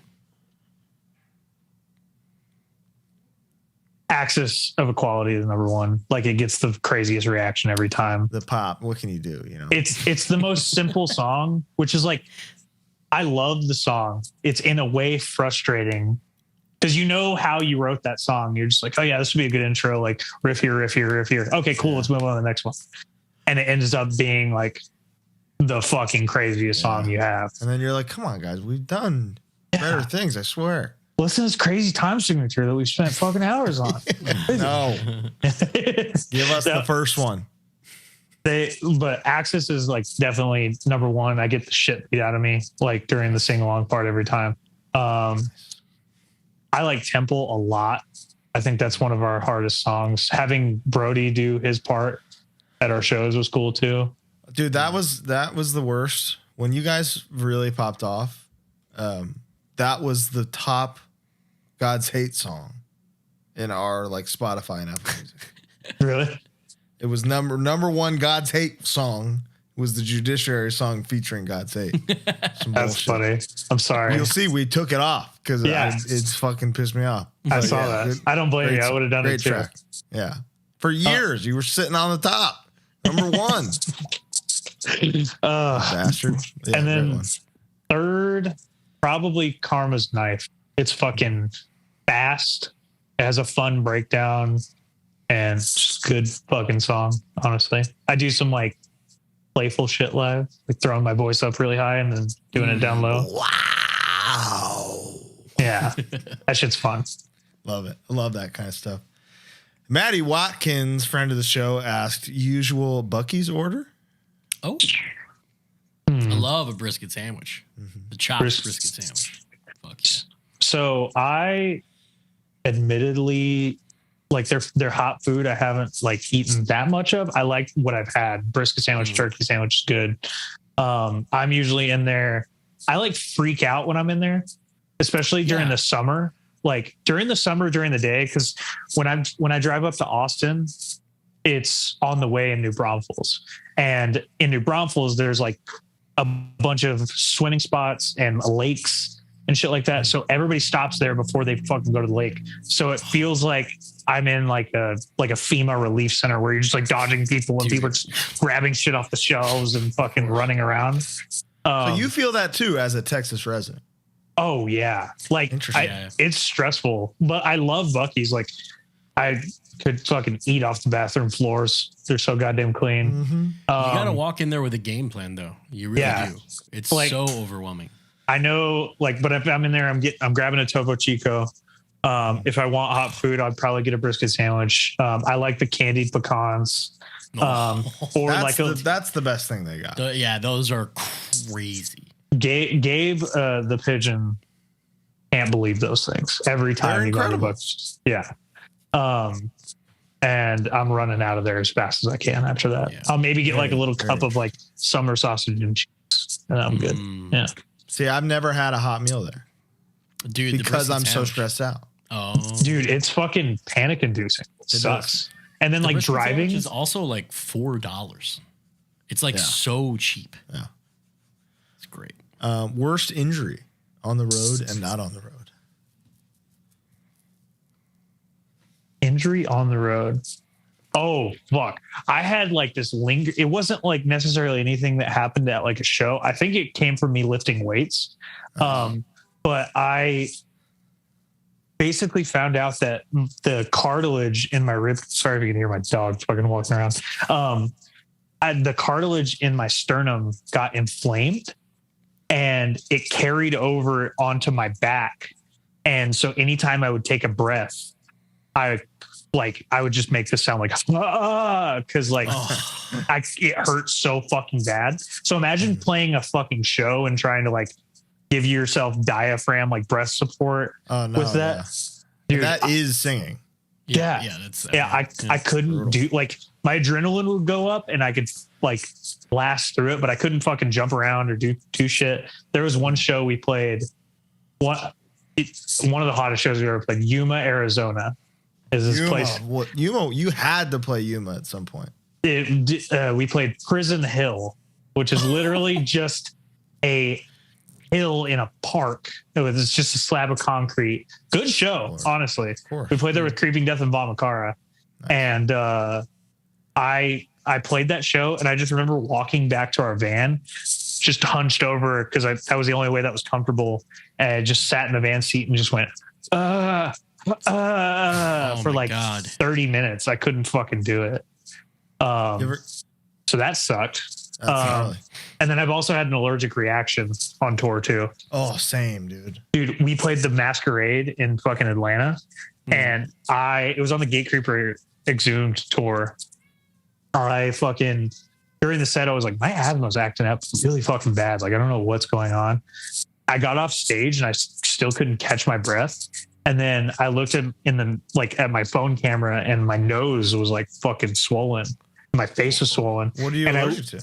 I had no fucking clue. Like they made like a goulash before the set. I don't know if there was like something in the goulash or something, or like if they cleaned the microphone or something. I don't fucking know. But like I looked at Eric from fucking Geek Reaper, and he was like, dude, like, you fucking, do you need something? And I'm like, is that the only time that's happened in your life? Yeah. Like, to my knowledge. The same thing. I had the same, it was from a cat. A girl named Jackie in the Northwest. We stayed at her apartment. Her cat.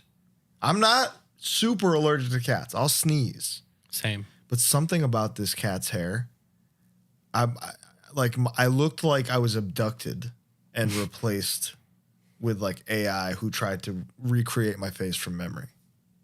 It was crazy. My face was twice the size. There's no photos in existence of this. I've never experienced that again. I never had it before. But here's Colin's MS Paint recreation of it. I'll try. Yeah, no, it's gonna be Rocky from Mask. It's gonna be Will Smith and Hitch. Yeah, that's me. It looked crazy. And then I had an ingrown toenail at This Is Hardcore 2014. Dude, that sounds like, but those are debilitating. Harmsway played a Halloween show where we wore like pumpkins on our heads, and it was like really rowdy. And the next day I had to have my appendix taken out because I like ruptured it. Nice. That was pretty bad. And then one time in New York, I was jumping around, threw my back out really bad. Chris had gotten his wisdom teeth taken out, so he had like small doses of Vicodin left. Nice. But I have a weird opioid. Oh, you're immune, right? I'm like immune in like reverse. So like when I had my appendix out, I was nauseous for a week because the anesthesia.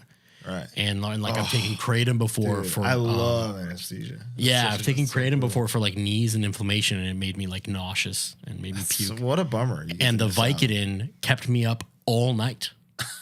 I was up. I could not sleep. I have this my mom's the same way. Brutal. That was terrible. Is Twitter ruining hardcore? No. Shows are so much better now. And people don't, you got to remember there was always message boards. Yes. This is the B9 board is just a much bigger thing now, and it's all of Twitter. So it's the same thing. Favorite riff each of you have ever written? You ever write a riff, Jake? I'm learning guitar right now. I have a shitty little LTD fucking Viper that has aftermarket EMGs. You ever mouth riff something that became a riff? Yeah, a couple times. There you go. That counts. You know any? You got any off the top of your head that were Jake Collinson down? You know, I've mouthed a bunch of solos to Israel that he's translated into the songs. Mainly, there's a song on Axis of Equality that like people always ask us to play that just doesn't sound like us at all. And the solo on that, I mouth riff to him a lot. There's been others that I can't think of off the top of my head, but that one I was like, you should just go like dow dow banana bow wow. Like, and that's what he did. Yeah, that's what he did. Sick. That's badass. What about you, Colin? No, you go first. Probably Infestation, I suppose. Yeah, stupid. It's like you were talking about earlier, Jake. How that's like kind of a simple song that like caught on, and then we had the Running Man thing. So there it is. But I had the idea for like a fast beat over like a really binary riff, and that's where it came from. 01, 01, 01, 01, Taylor 01, hates 4-3. Told me. He just I mean, that's just not his vibe musically, you know? When I pick up a guitar, I play the Kill For You verse. Oh, really? Any guitar I pick up, I do the that's like the first thing. Yeah. So that's the like subconscious answer. Gotcha. Because that's just the first thing. But something on the God's Hate LP would have to be. You know what riff I fucking love on the God's Hate LP? Eternity of Hate. Man, yeah. I was definitely proud of that one. That was one where I was like, is this something? Did I steal this? It sounds. I haven't found it. It's a bolt thrower scale. Yeah. It sounds like you were listening to Death, and then you're like, what if there's some Death in there for sure. Yeah. It's the scale. It's all that. Those are his 5 favorite notes. You know, I hit them all. 2 octaves. Good notes. Great notes. Have you ever had a paranormal encounter? So, as an adult, not really. When I was a kid, though, there was a reoccurring thing that used to happen when I was. So I lived in a 2-story house, and my bedroom was right above the kitchen. And when you're in a 2-story house, if you put your ear to the mattress, you can kind of hear what's going on downstairs. Like I would try bass to frequencies. Yeah. I would try to hear like my mom and my dad talking like in the kitchen when I was little. And what did they talk about? I was trying to see if they were talking shit, but they weren't. So our son is so fucking wasteful. But I would hear at night like the kitchen cabinets like opening and closing, and then I would hear footsteps like all the time. Like most nights, I would hear the footsteps. And then one night in particular, I heard the kitchen cabinets opening and closing. And then like clear as day, I heard cabinet open and then a glass shatter just everywhere. And I was like, oh no, I bet my mom just like dropped glass or it's the fucking ghost. So in the morning, I asked my mom like, hey, did you like break glass last night? And she was like, no, I didn't go downstairs at all. I asked my sister too. And she didn't either. So was the glass gone? Nothing was broken. I just heard it. And where were you again? I was in. Oh no! You. How dare you? It was real to him. Damn it! Yeah, it was just scarring as a child. I believe you. I was afraid of everything as a kid. I was scarred. If I could tell Austin's story, his is fucking so. His grandparents used to live across the street from where we went to school. We went to school, a tiny fucking school. I graduated with 42 people. And in a smaller town outside of Lubbock, population 700. New Deal, Texas.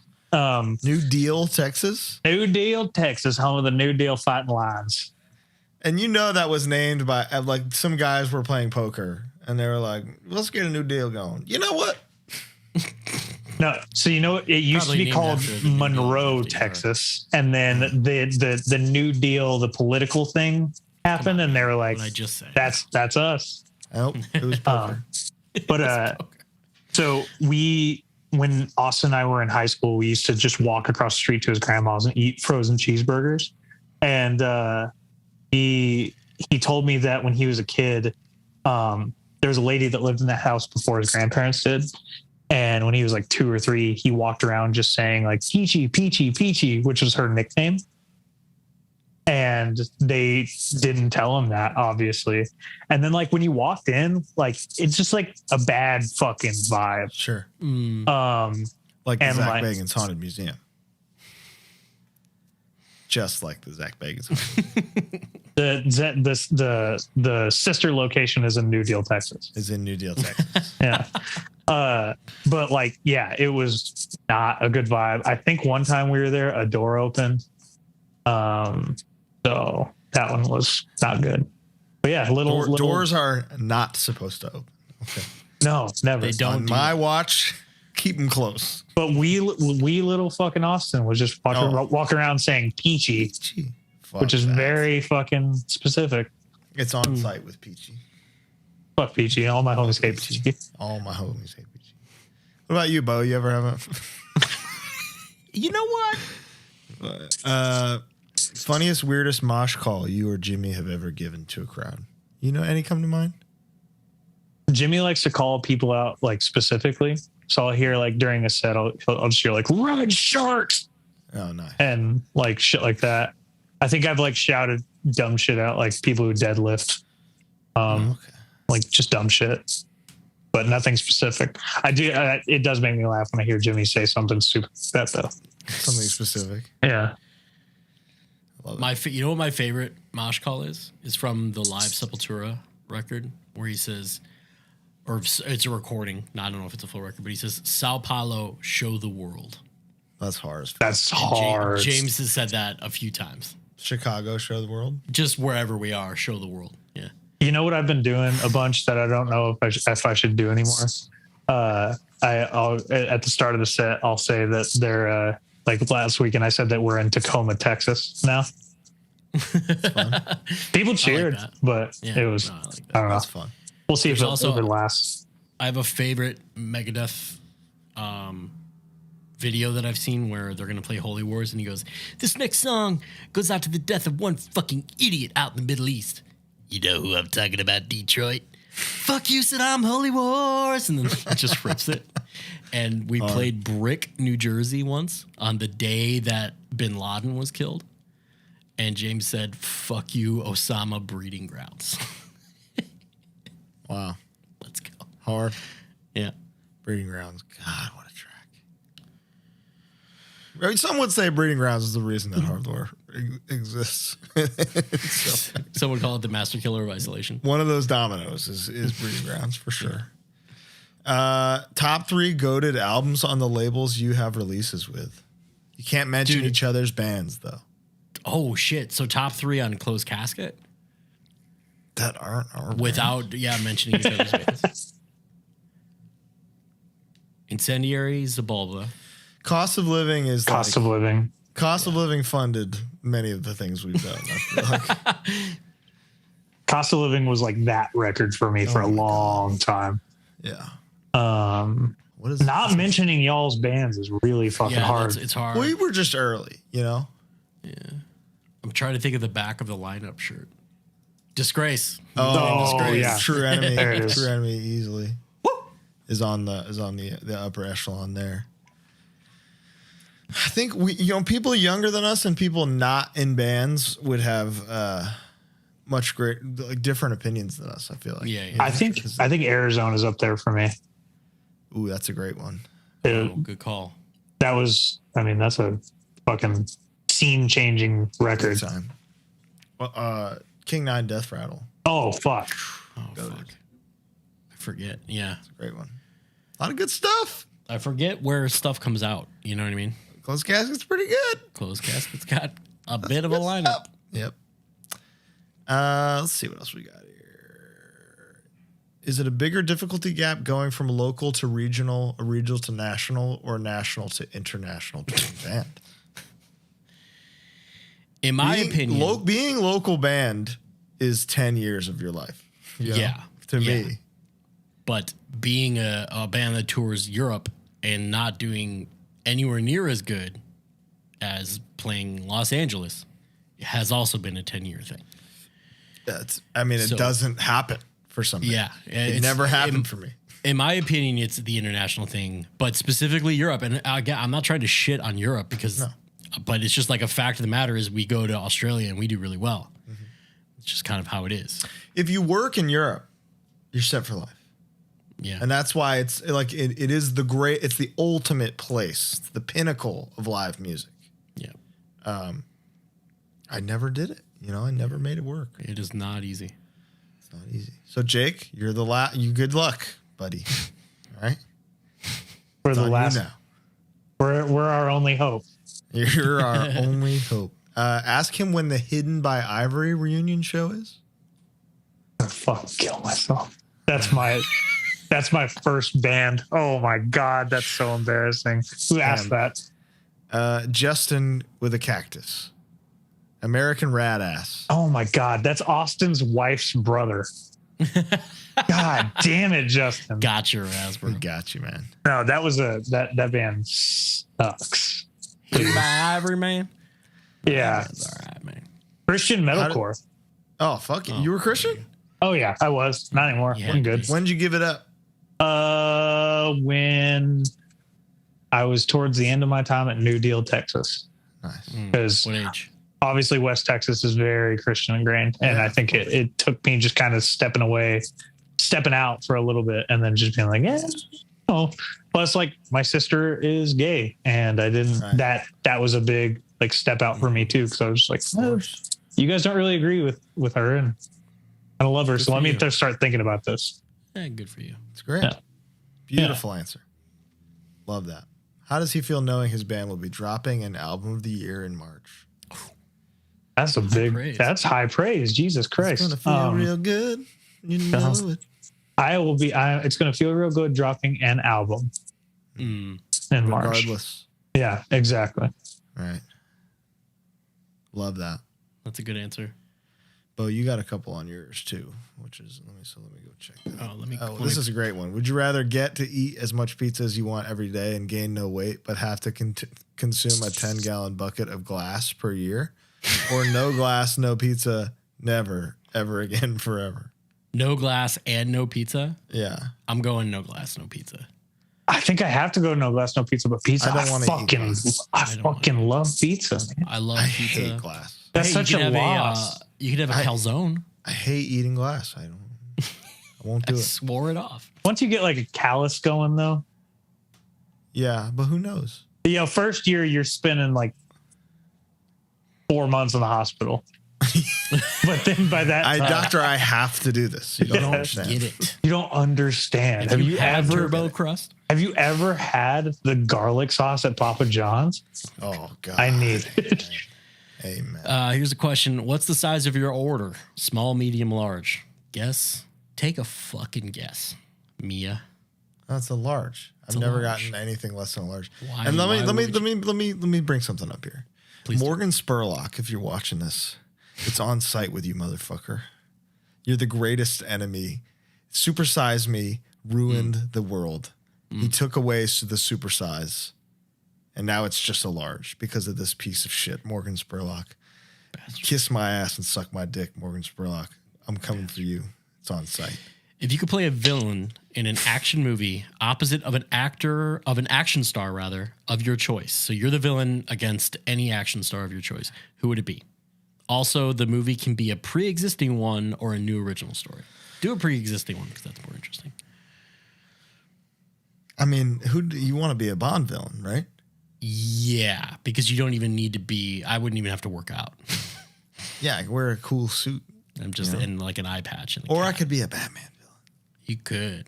I could be fucking Clayface or something. You know. You are Clayface. Nice. I thank you. I'll be the next Joker. You're the next Joker. That happened to my friend. Joe Collinson. Yeah. That happened to my buddy Eric. That happened to my buddy Jake. This is really funny. What word do you still have trouble spelling or saying? Dude, and we use it. Guarantee. I fuck up guarantee all the time. I love guarantee. It's a great Can't one. spell it. Occasion. I got occasion. Business. Necessarily. What did you say, Jake? Business. Business. Ooh, I love business. A lot of necessarily. because a lot of people do business. Ooh, oh yeah, you're right. Yeah. Yeah, you're right. Necessarily is garbage. Fuck. Yeah, it fucks necessarily. me up. It doesn't make sense. Also, and I'm sorry, I'm not good at spelling restaurant.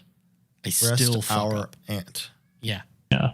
But it that's seems a like it little should be like dumb. It's a dumb word. restaurant. Yeah, You know what I mean? People have a really hard time spelling judiciary and saying judiciary and my name, which is really simple. Jake, let me tell you a word that a lot of people can't spell very well. Tongues. Also twitching. Twitching can people get tongues? First of all, I never envisioned in my life that I'd be saying the word tongues more than any other word in the history of the fucking dictionary. But tounges has been on more flyers than tongues. And it's bullshit, frankly. Tounges and Judiciary need to play. Oh God, that would piss me off. Judiciary featuring lead screamist Jack Collins. Have you guys ever heard of Harm's Way with like the H and E?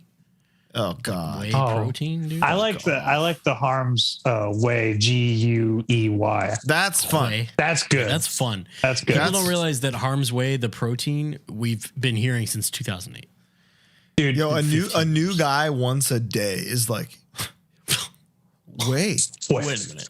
like the protein that rocks your ass. Oh my God. That shreds your insides. And he's big. And he works out. Dude, I got to tell you, I've gotten at least 5 DMs of the same genre that will be like, you guys should do a tour with Harm's Way and Rotting Out or some shit like that. Just like lifter guys. Yeah. Over 200-pound tour. Totally. Crowbar. Get into Yeah. tour Thanks, booking. dude. Yeah. Crowbar headlining. I'll take that one. Yeah, fuck yeah. Yeah. Well, I mean that concludes this lovely episode. That was 2 This hours. was fantastic. Zipped right by. I hope y'all had a good time because I did. We had a great Blast. time, Jake. Thank you for joining I'm going to urinate my organs out. I'm gonna piss for the rest of the night, I think. Jake, Flesh and Blood is out next month. Flesh plus Very Blood. exciting. What's the date? March 10th. March 10th. What are the singles called? Engulfed, Paradigm Piercer, and one more coming out in sometime. That's a weird song Okay. title. Yeah. Yeah, that one's crazy. Can't wait to hear it. That must be the closer. Thank you This is so got much. one more coming out in sometime. Jake, thank you for being on. Thank you for all for listening. Check out Judiciary, Flesh and Blood, Closed Casket, March 10th. Thank you so much. Bye. Bye.